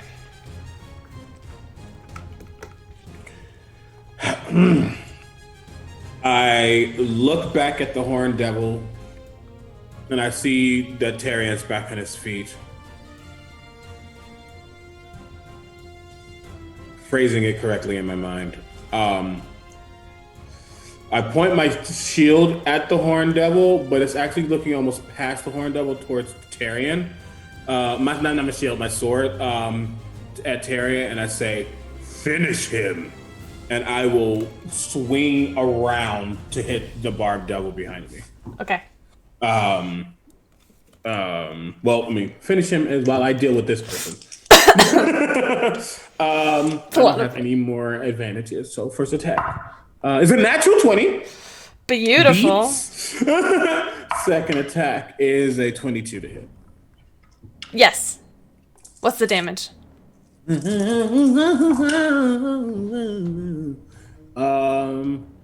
Not bad actually. 8, 15, 21, 21, 33 points of damage. Okay. He is up, but barely.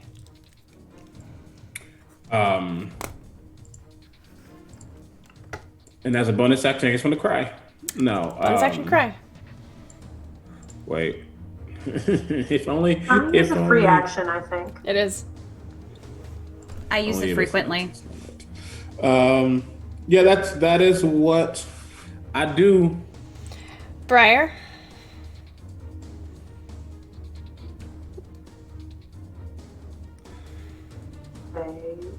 As you, I will say really quickly for flavor, as you have gone unconscious a second time, you feel even more detached from your feelings, from your emotions, from the party, from this, your slim tether to this world.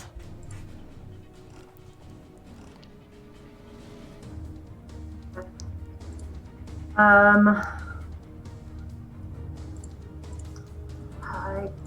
think at this point I kind of realized that I'm not being very effective. But I'm gonna try.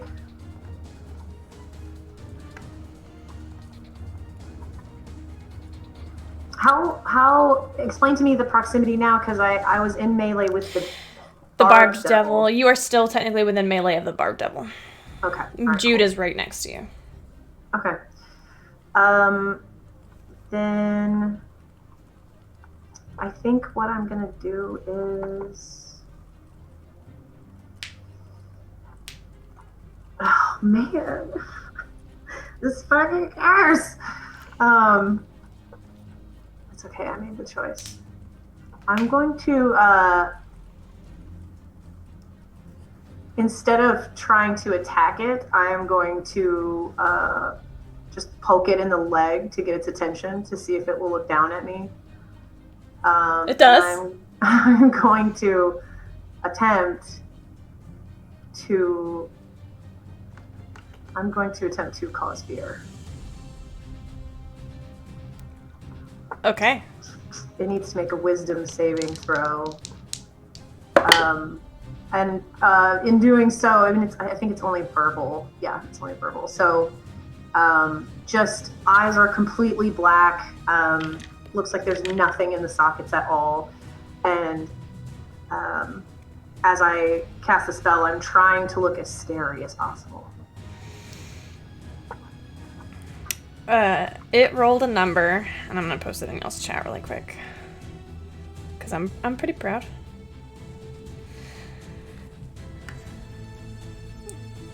I will describe to you what this creature sees, what this barbed devil sees, as it looks down at this pint-sized briar, this little gnome. It sees everything it could ever fear. It sees terrible fangs, brilliant red eyes, long claws, massive scaled wings, and the scythe has grown 10 times its size on Briar's back. What does it say? Is it just afraid or? It just becomes frightened. Okay. Okay, and it has disadvantage on attack rolls while it's within sight of you, right? While it can see you. Correct. Okay. Can it attack you directly? It doesn't say in the spell. I think the frightened condition, if I'm not mistaken, well, I just think it has to be out of line of sight. I think while it's in line of sight of me, it has to try to get away. Can you send me a picture of the copy of the spell really quick? Yeah. That'd be great. A creature can't willingly move closer to the source of its fear and has disadvantage on ability checks and attack rolls while the source of fear is within line of sight. Okay. All right. Jude, Briar, it is the Horned Devil's turn. The Horned Devil looks back and sees that Tyrion, that you're up, and it looks between Jude and Tyrion, and I'm going to make a roll to see which one of you it picks. That's Tyrion. It's going to hurl flame at you. That's going to be a 21 to hit. And it'll do it again. That's a 22 to hit. Roll the damage on the first one. He's only got 10 hit points. Oh, he's down then. And then Yeah. he's not going to stop on that second because you're down. So as he hurls the second flame at you, it's technically a disadvantage because you're prone. I need you to fail 2 death saving throws, please. Space needs to. Someone please gift that. He looks at you one more time, Charlie. And then he turns back. Actually, no. He's going to pick Tyrion up and sling Tyrion over his shoulder. And then walk back to Jude. Which brings us to the Barb Devil's turn. The Barb Devils have a really weird way of dealing with fear. It's gonna attack you, Briar, but it's at a disadvantage, and that's a natural 2. So it's as if it is trying to fight its fears. You know, fight or flight. Devils are definitely on the fight side of that, as it tries to sort of conquer this 3 attacks. That's an 8 plus 6. Does an 8 plus 6 hit you? 8 plus 6 is... 14. 14? Alright, and then the last attack, that's a natural 1. Disadvantage, y'all. It is not able to land a single hit on you, as you, between your armor and your speed and your dexterous, sneaky ways, you are able to dodge all 3 of its terrified attacks. It's trembling as it turns to you. Which brings us to Charlie. Okay. I will channel divinity last 5 hit points to bounce Tyrion back awake. Okay. And then I will how rough is everybody looking? Like enemies included. The Horned Devil looks just fine, not bloodied. Well, the Barb he's Devil rude. looks very, very, very, very, very weak and terrified. It's on its last leg, maybe less than 10 hit points, I'll tell you that. Yeah, and then let's look at your party. Look, because the Twitch overlay is not updating. So Twitch overlay. So yeah, it's delayed. Jude, how many hit points do you have?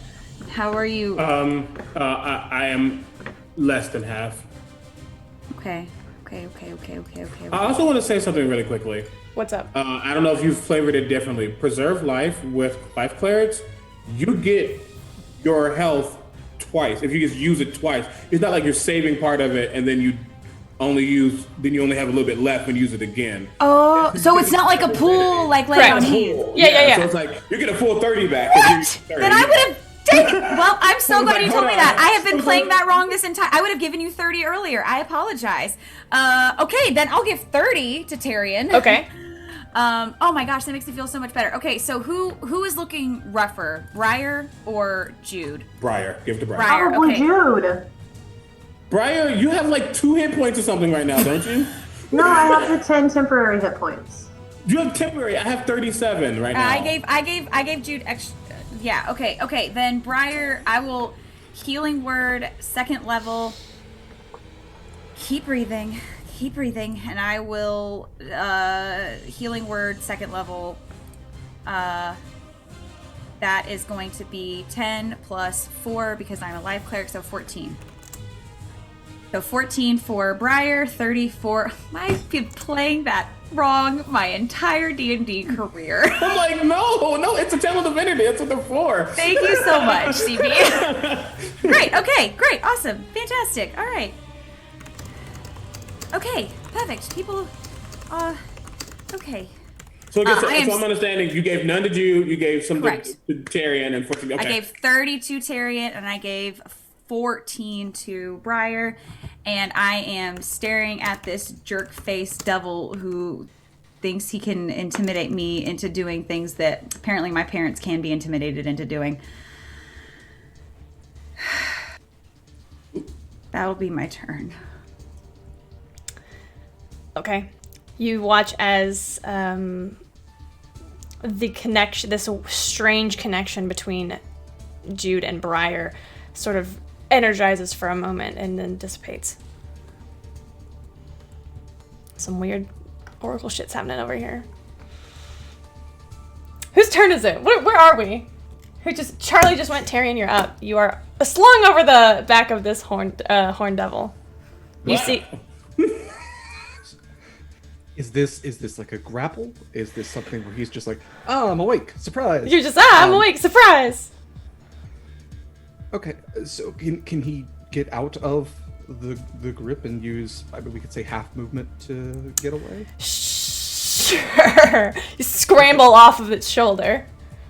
Yeah, just a sharp push. Yeah. And yeah, he'll take the rest of the movement to back away, and then you will take an attack of opportunity. Okay. Can he do something first then? Sure. What's the first thing? The first thing is he's going to cast Mage Armor because I could have used that a couple of times there. So he will kind of bedeck himself in this semi-celestial looking armor that he hasn't actually seen before. His armor used to take on kind of a very like knightly kind of garb, but now it has like these angelic kind of markings to it. So he will don his mage armor and then he will kind of shove off and try to get away. Does a 28 still hit you with your mage armor? Fuck yeah, it does, Camille. Come on. I'm alive, I'm dead. That's gonna be a tail attack. I need you to make a Constitution saving throw, and you're gonna take 10 points of piercing damage. That was a nat 20. Okay. Okay. That's the end of Tyrion's turn? Is that right? Survive to turn, everybody. Jude. Y'all, this fight. F you, Twitch. Sorry, it's like you're sending messages too fast. Don't corrupt us! Anywho, okay. Great. I feel rejuvenized in a way I was not expecting. And I use one attack on the Barb Devil. Okay, make that attack. I'm pretty sure he was pretty low. He is very low. With an 18 to hit. That will do it. What? Ooh, it's an 8 on the die, so that's 14 points of damage. How do you want to do this? I think it's when I go just and just like slashes like straight down onto his chest. And as I slash, my eyes glow, and as I go down, I give my own infernal wound with a touch of humanity. That causes this thing to just like crumble from the inside from that wound.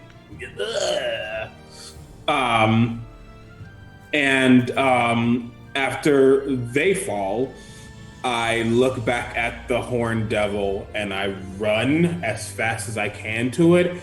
And it's a ways, not a ways, but it's a ways for me a little bit. Yeah. Yeah. And I take a bit of Briar's handiwork, or what's the word I'm looking for? Hey, I help. look at her and I use her as a guide. And as I saw her run and jump, and I'm going to also run, go up above my head and attempt to slam with my second attack Okay. into the horned devil. Yes. According to Eva, you have 3 advantages. Me? Yes, you. Okay. I will use that right now. That was a 4 on that die. Great, that's much better. That's a 19. Yeah. Yeah. But better. 4. Oh god. Okay, cool, great. That is 12 points of slashing damage. 12 points? Mm-hmm. Okay. Once there's a 1 in front of a number, I can't do it. I don't know why I can't do it. I need a calculator. You said 12 points? I did. Okay. I did. Okay. Yep. And his armor is fully smoldering right now. His eyes are ablaze, and he is just. It is I think it's like really good juxtaposition because on one side you see this really angelic being, and on the other side this demonic infused man. In between them is a horned devil, and Briar and Charlie trying not to die. Please don't die. That's me. Okay. Briar, you are up.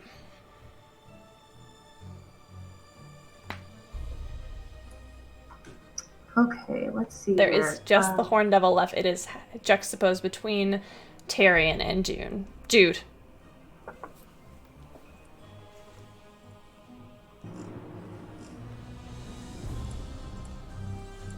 Okay. I am going to. I think I'm going to turn to the horned devil and just say, "Oh man, is this gonna? Oh, okay." I'll turn to it and say,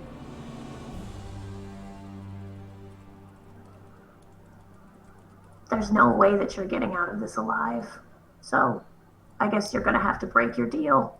And I'm gonna use my moral crisis ability. What's the save? Wisdom save is 14. It's a failure. Okay, then it is stunned Okay. for 3 rounds unless it can save. Yeah, it sure is. Nice job, Briar. And then as you know what, that's it. I'm not gonna do anything else. You feel a gentle hand on your shoulder. But there's nobody there. It's the Horned Devil. Does he save on each of his turns? Yeah, I think at the end of each of his turns. Yeah, please be happy I'm not level 7. That's all. Yeah. That's gonna change soon. He is no longer stunned, but it is the end of his turn. So, which brings us to the Barb Devils are not gone, which brings us to Charlie.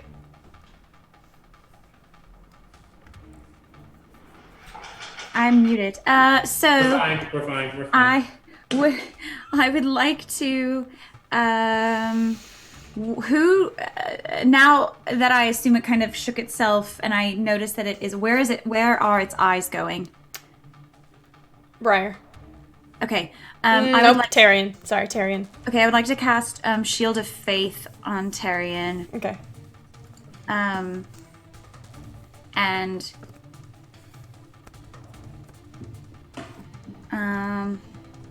no, that's really it. Okay. Wow, y'all. This is great. This is perfect. Tyrion, you are up. I think this is one of the longest combats ever. How rough does the Horned ever. Devil look right now? Not. It's still not bloodied. Okay. He is going to use his movement to stand next to Charlie. Charlie's pretty far, so are you going to go to Charlie, or are you going to stand between? He will get as close to Charlie as he can. Sure. Yeah. And then he will cast a magic missile at 2nd level. Okay. So that is 4.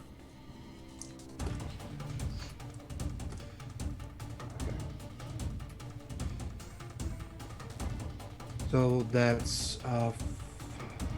What is that? 6 plus 5. That's 11. Okay, so 17 points of damage. Okay. And he will kind of flap his wings, and then 2 of the magic missiles will come from each of his wings. Ooh, I love that. Okay. Beautiful. What did the magic missiles look like? They actually kind of look like feathers in this form, which is also new. A lot of stuff is new today for Tyrion. Like almost dying. Very new for him. He's getting used to it.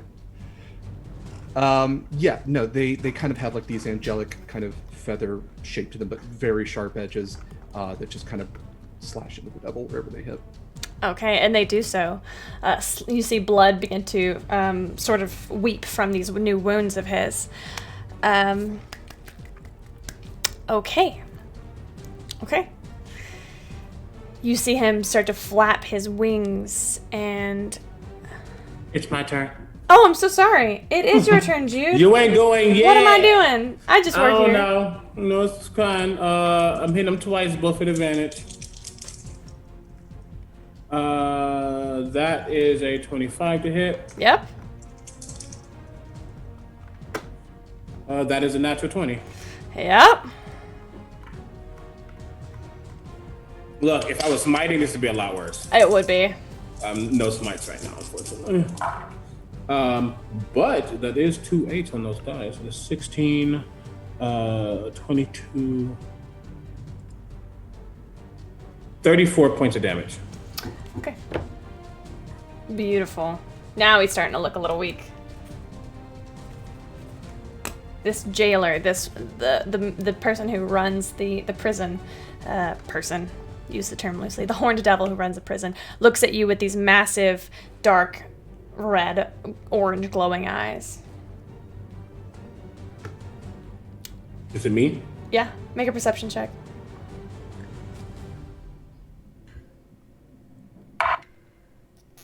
Oh, that's actually a dirty 20. You look behind you and the door is open, and there's a figure standing in the door. Briar, it is your turn. Oh no. Oh. Okay. Heckin' heck. Alright. If I'm close enough, I'm going to swing at this thing with my scythe again. Yeah, go ahead. Okay. That is a... I think that's going to hit. That's a 14. No, unfortunately not. It glances off this thing's armor. Okay. That's really all I can do then. Okay. Any bonus action? No. Okay. Horned Devil. Actually, there's another person in initiative right now.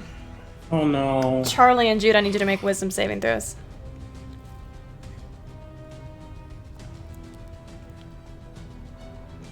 That's a 23 for me. Okay. 27. Fuck y'all. Paladin. It's only because I have a paladin. I have proficiency. I was saying. That's the only reason. That's fair. Okay. I rolled well too, but Oh wait, you're not within 10 feet of me, are you?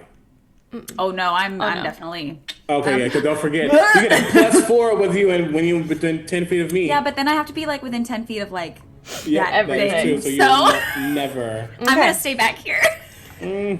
Horned Devil starts to look around, and it is growing a little wary of this. But it wants to draw blood a little bit more before it leaves. So what's it gonna do? Where's my stab block? Gestures All right. to the blood that's all over the ground. Is this not enough for you?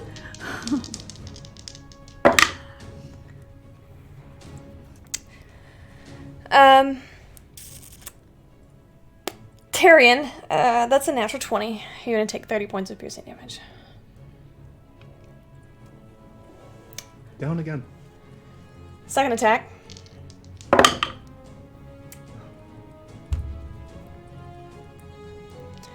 It's another 30 points. That's 2 failed death saves. Oh, he's hitting Tyrion twice. Yes, and he's taking one more attack at Briar. 25 to hit. 15 points. I'm out. Briar, as you fall unconscious this third time in this single battle, you feel your life force rise up again, this consciousness, and from you, something erupts. There is a figure. Tall, slender, long pointed ears, long black hair. The elf. The half-elf who died that night, who gave you Najwa, steps out of your form. She has large skeletal wings, a massive scythe on her back, hood just over her head. She takes the scythe and makes her single attack. You watch as she does something you've never seen anybody do before. She is going to erase this creature or try to erase this creature. Nope. Return to dust. Object. Oh, it just does it. Oh, fuck me. Okay, that's just damage. Okay, no rolling. Somebody should balance this.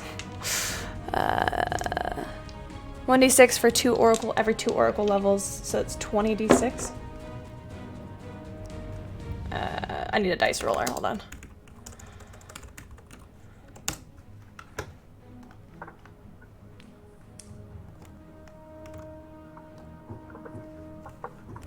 Okay. You watch as she reaches out and touches this creature, her form begins to turn to dust, and so does part of this horned devil. He is looking incredibly rough, much well beyond past the point he is comfortable with. In fact, Jude, you are up close and personal, and you can see the ash swirling around as his right arm has disintegrated. Oof.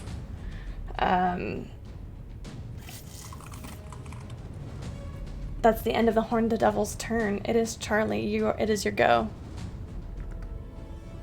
Do I not have Spare the Dying as a cantrip automatically as a life cleric? No, you do not. That is ridiculous. And it's a touch. It's a touch anyway. Oh, I mean, I know that. Sure. But Unless you're a grave cleric.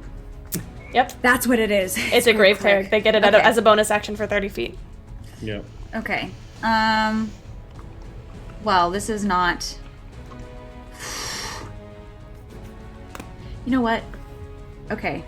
It's fine. It's fine. This is fine. It's totally not going to be a big deal, and it's going to be great. I'm going to, glancing between Tyrion and Briar, I'm going to burn my last 3rd level spell slot and cast Mass Healing Word. That will be 13 points of healing for both. You both come back up.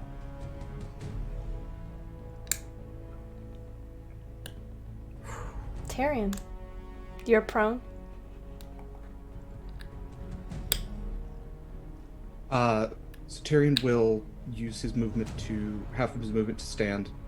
I kind of imagine he's like coughing up blood at this point, like bleeding from the ears. Yeah, it's singed. He'll turn back to Charlie. Are you okay? Oh my god. I look so untouched, it is kind of sad. You look perfect. Oh, thank you. Don't die, please. Doing my best. Okay, so the Horned Devil's being essentially disintegrated right now? It looked like it was partially disintegrated, and whatever, I don't think you were conscious really or aware. You might have seen a bit of this long-haired elf woman who touched the devil and disappeared. So the Horned Devil's looking pretty rough? Very rough. Okay. Jeez. Okay. 2nd level magic missile again then. Okay.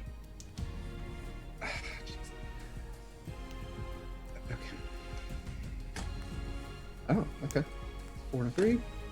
4 and a 4. Okay, so 7 plus 8 is what's it? Why can't I do math? 15 plus 6, 21. How do you want to do this? Emil, I love you. Okay. So Tyrion, seeing Charlie, again, all he needs. And he will turn back to the Horned Devil. You should have run when you had the chance. And one more time, just full blast of the wings, kind of like air sending these feathery bolts of radiant and force energy at this, what's left of this Horned Devil. And just like 2 in the eyes, 2 in the chest. And if he sees it go down, he's going to point at Jude. I fucking told you so! And y'all are out of combat. The door has closed and you hear a bolt latch behind you. Did I see who it was? Make a perception check. Do I still have an advantage or no? It doesn't look like 2 of them. She gave me 3 and I used 2, I think. I don't think I did. Go ahead. It's okay.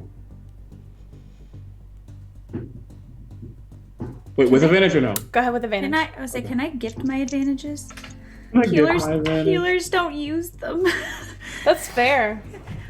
Dirty 20. Yeah. Dirty 20. That's the highest I can get without critting. You saw a familiar figure.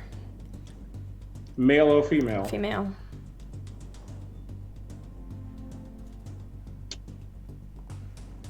So this is how it's going to be. I think we should probably get out of here. I'm gonna. I will. But No, I was just gonna walk up to Briar. I imagine we're doing Briar. the exact same thing. Actually. Yeah. No, You'll get to her first, so go ahead. Yeah. I will get to her. I'm currently still laid out. Like, I'm conscious and looking up at the sky, but I didn't get up. Did you gain any health? Or are you still? I got some. Did I see that woman, by the way? I will get down to one knee and I say, "You silly thing! You shouldn't have come." And my eyes are still glowing at this point, but as my eyes begin to fade away, you almost see that light travel down his face, down both of his arms, down to his hands, and as he presses his hand to her chest, he mutters something in Infernal as I give you all 30 points of my lay on hands. Briar, you feel these deep wounds slowly sew themselves together and close. You'll have a few scars from this battle, but all in all, you feel, though still detached, well. I will pick her up off the ground. As you do so, I just whisper, well, without me, you'd be dead, so I guess now we're even. I guess we are.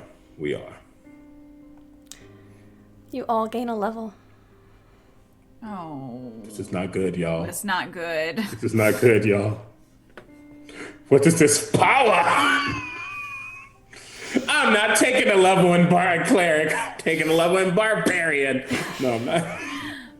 I would like to, when I see Jude going to tend to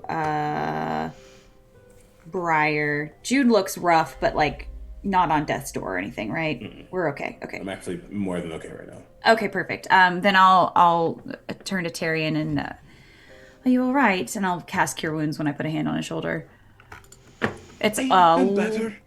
It's 13 points of healing. He will just pull Charlie in for a hug. Thank you so much. Yeah.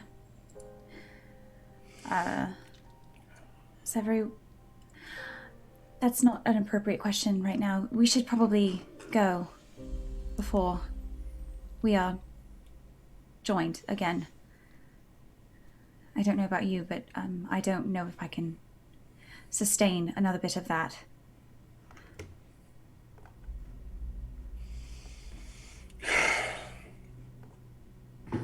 Yes, let's go. I look at Briar. Do you want me to put you down, or would you rather? I don't know. Nobody's ever carried me before. This is kind of fun. Can you take me home? To the bell tower? Mm-hmm. Please. We are going to her house. I will not speak for her, but I assume you are invited.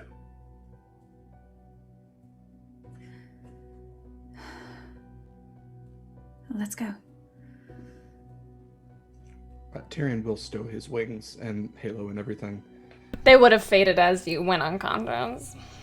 Oh, okay. Maybe. I don't know. I'd take that back now. All of a sudden, I don't know It's not anymore. supposed to. Okay, fine, then it doesn't. Yeah, it's a minute. Otherwise, you could subtract, what is it, 6? 12, No, it's fine. At least 24 points of damage from all those rolls. Yeah, it lasts either for a minute or in a bonus action. Okay. Yeah, I do the part where I like pause for just a second to make sure they're actually coming, and then I just start walking. I don't ask for confirmation. You all make your way, battered, bloodied, and bruised, up to Briar's clock tower.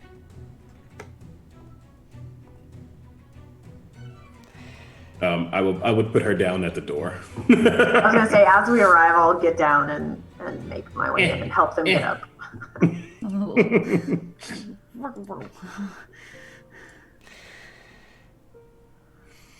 There is quiet and peace here.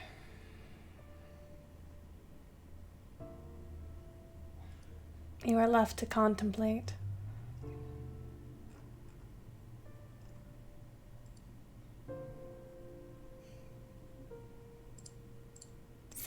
Is there anything you all would like to do?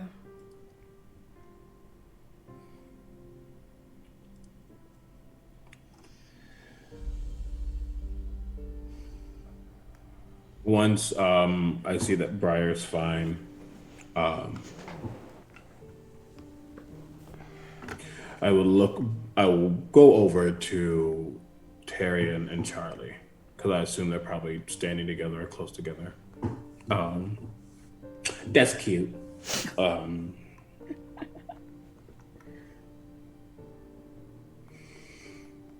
don't care if you believe me or not.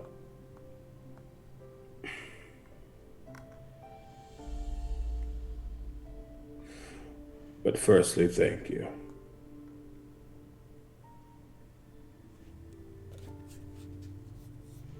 You're welcome. And I should have said this more often. Thank you.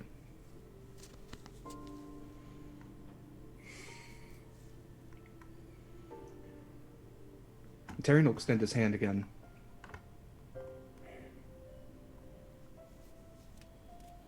I meant it. We need you.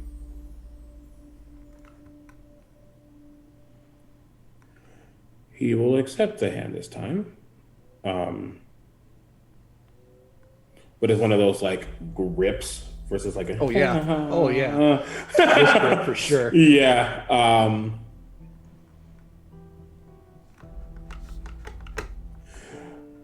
My mother has officially declared what side she's on.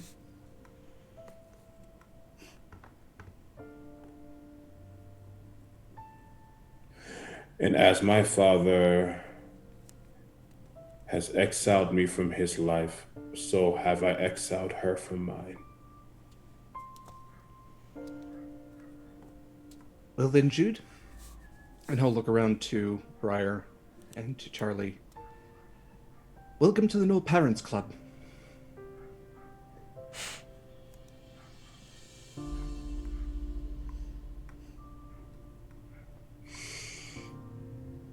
Welcome to the No Parents Club.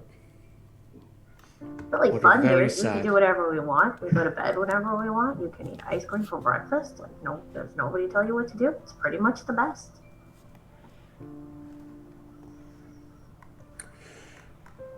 Okay,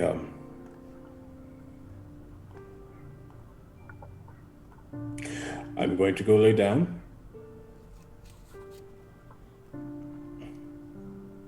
If you hear anything coming from the area that I am lying in, I am not crying. Same here. I am.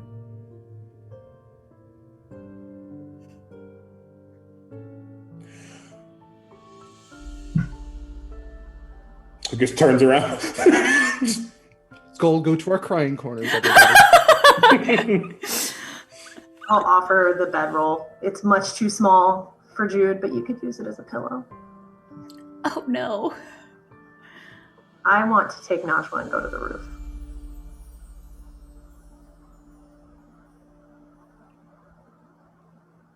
Do I see her go to the roof?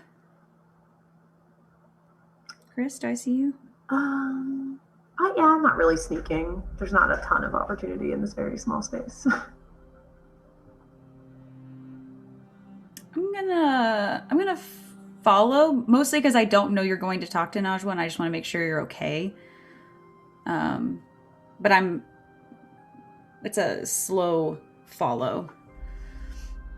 Okay. Are you trying to not let me see you? My passive perception's a 14. If you I don't know if I'm trying to be particularly sneaky. I'm trying to be quiet because I'm trying to figure out if you need space or if I should like check in with you. So I'm not trying to be super sneaky, but I'm trying to like make a decision before I fully invest in this encounter. You are muted. You do see her carrying Najwa with her. The book. Okay, then I will be quiet. Roll stealth. Oh, how the take I'm turn. gonna burn an advantage because I got a bajillion. I'm gonna burn another advantage because Okay. I got a bajillion of them. I'm gonna burn another advantage. You have a crit! Was it worth it? I thought you were Was skipping it there for a worth second. it? Yeah, I'll just burn the crit. Oh my god, I love you so I much! can't use the crit for anything else, so 20 something. Okay. Oh my Not a God. lot though. 21. Y'all, I need every bit I can. I got 21. I'm not very stealthy. I'm not good at this. Who signed me up for this? Oh wait, it was me. Alright. You do. Much like she was Yeah. sneaky with me, I am mostly curious. Okay. Briar, you feel alone with Najwa. I think I sit for a couple of moments, and finally I will say aloud, because I don't know anybody's there, and usually I don't care anyway.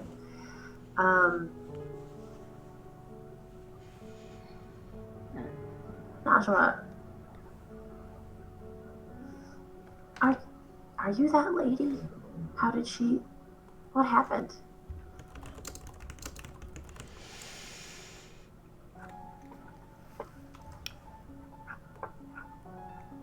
The book transforms, it sort of disappears from your lap, and you feel a gentle nudge of a cat along your side.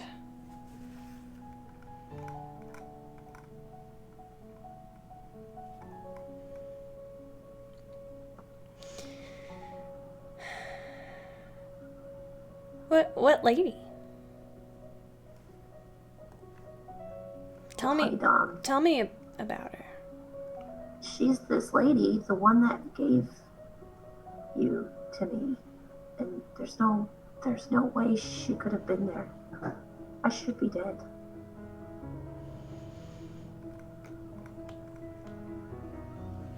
Maybe you have somebody always looking out for you. Is that you or her? Are you the same person? Can I always bring people back? If I die, does that mean somebody else gets to live? Roll persuasion.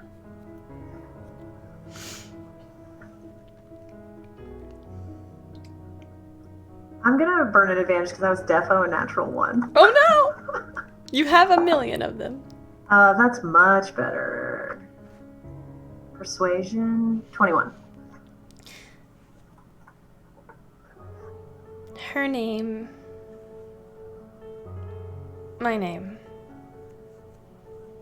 is Gabriella.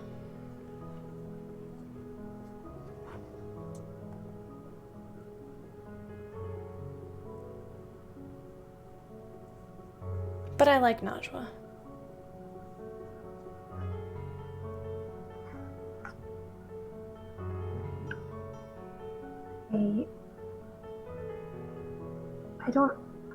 I don't understand how you're still here if you died. When you become what we are, you never really die. Not until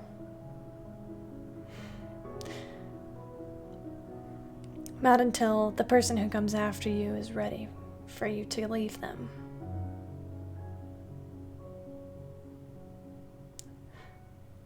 I had my own Najwa.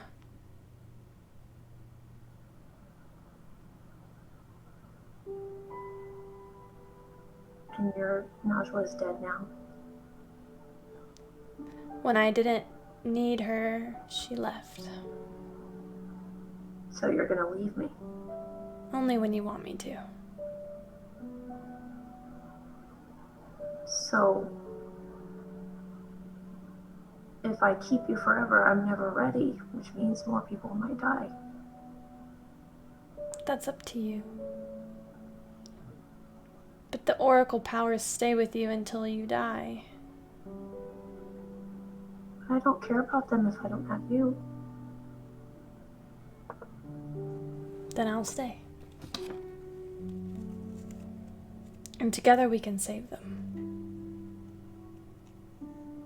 When it's their time. Or when it's not their time. But I think you saw today what happens when you interfere too much.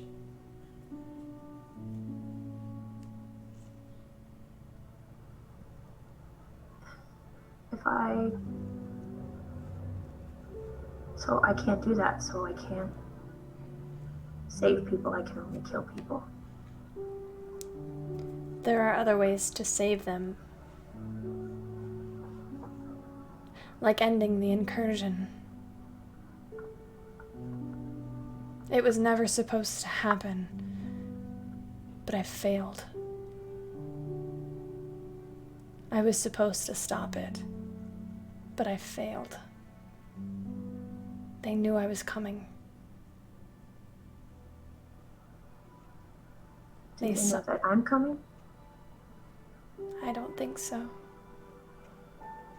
I think they think that it died with me. So we can sneak up on them. Yeah.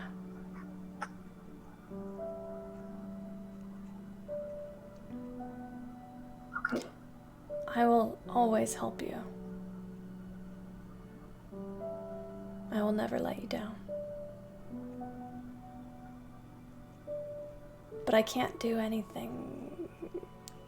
I can't do everything. It has to be you who does this. We have to restore the balance.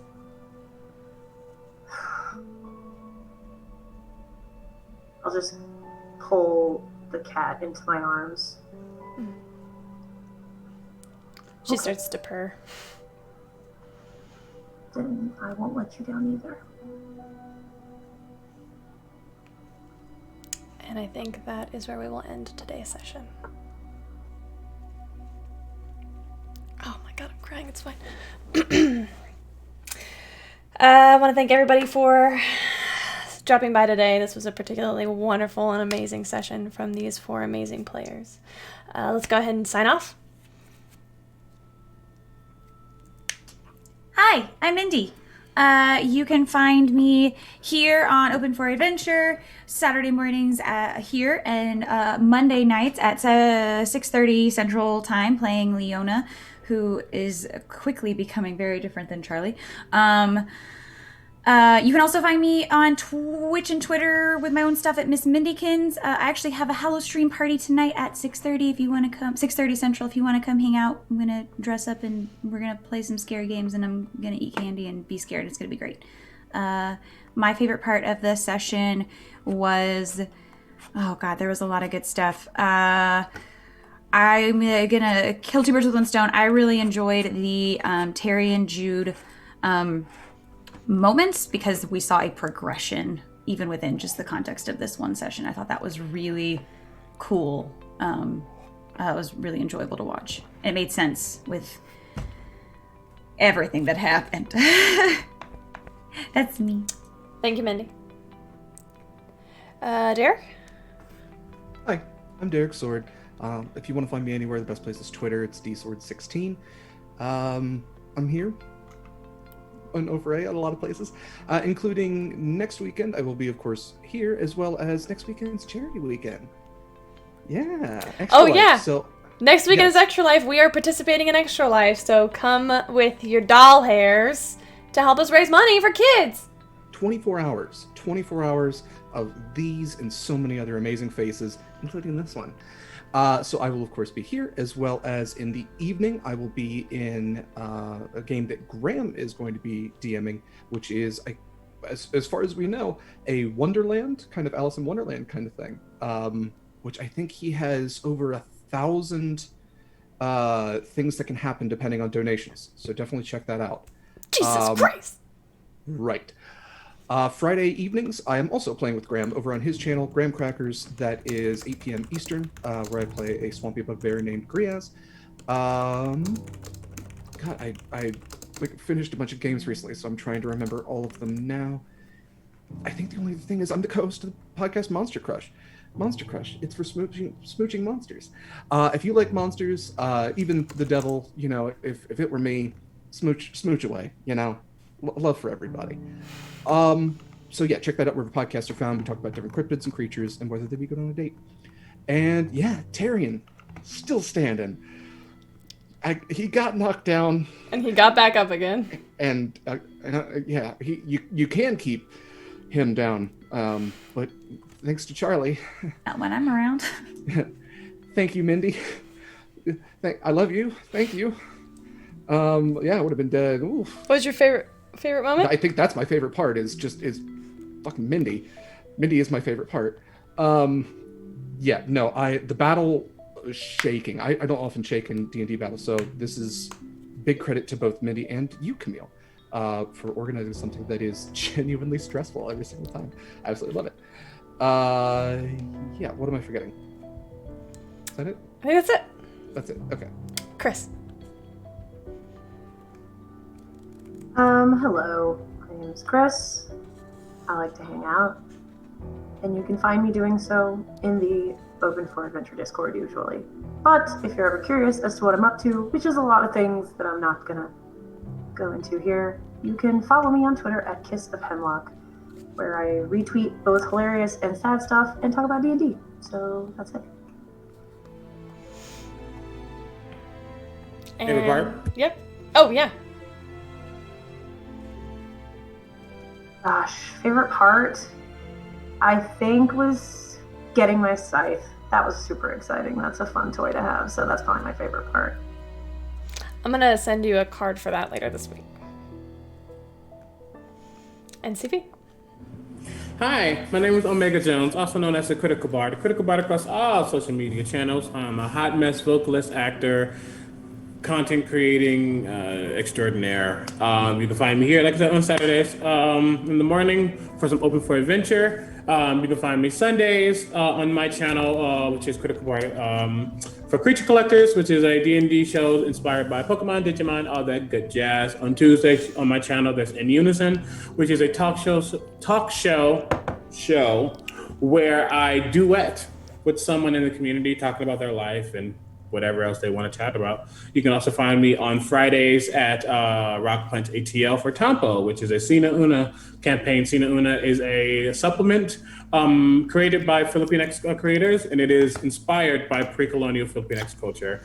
We're using that D&D 5e supplement to make a campaign, to make and play a campaign. It's amazing. Should be there. I want to point out today, in literally an hour and a half on my channel, I'll be on Twitch front page for Halloween. They asked me to be awesome, I guess.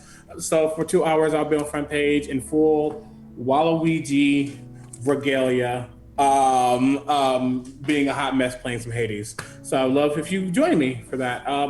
My favorite moment today, it was Briar healing. That hurt me because she had to hurt herself to do it, and I'm like, no, don't do that. But that shows how much she has. I don't want to say grown, because just because she's healing people now doesn't mean she's like a better person. It just means the different responsibilities she sees, and I think that's interesting. So yes, that's my favorite part for sure. That me. Thanks, DB. I am your host and Dungeon Master, Camille. You can find me on Twitter at CamilleDoesDND. You can also find the channel at Open the Number 4 Adventure. Please give us a follow there, here. Come join our Discord. Our Discord is super great, super welcoming. If you like what we're doing here and you are financially able, please consider giving us a subscription. My favorite moment of today, oh God. I think just that feeling of togetherness after the party came together during this fight, when everybody went back to Briar's Clock Tower, there was this moment of what felt like unity for the first time ever in this party, and that was absolutely incredible, and it has been so hard worked towards. It was a beautiful moment, and I'm so happy for it. That's it for me. Mindy, would you take off with our warm fuzzies for me? Yes, we have Belchavez. We have Sev. We have PJ. Christina. Andrew, Relish at the Tables, Biv Gives, Wiki Manser. Biv Gives. Name gets longer and longer every time. Rico. Gamer Lives. Was the 1 and 3. And the Deborah. It finally didn't cut out on you when you said that this time. All right, thanks to our warm fuzzies who are subscribers to our Patreon for all of your love and support. We absolutely adore you. We couldn't do this without you. We will see you all next week for Extra Life, very special stream, session 7 of 12. Okay, bye, friends. Bye.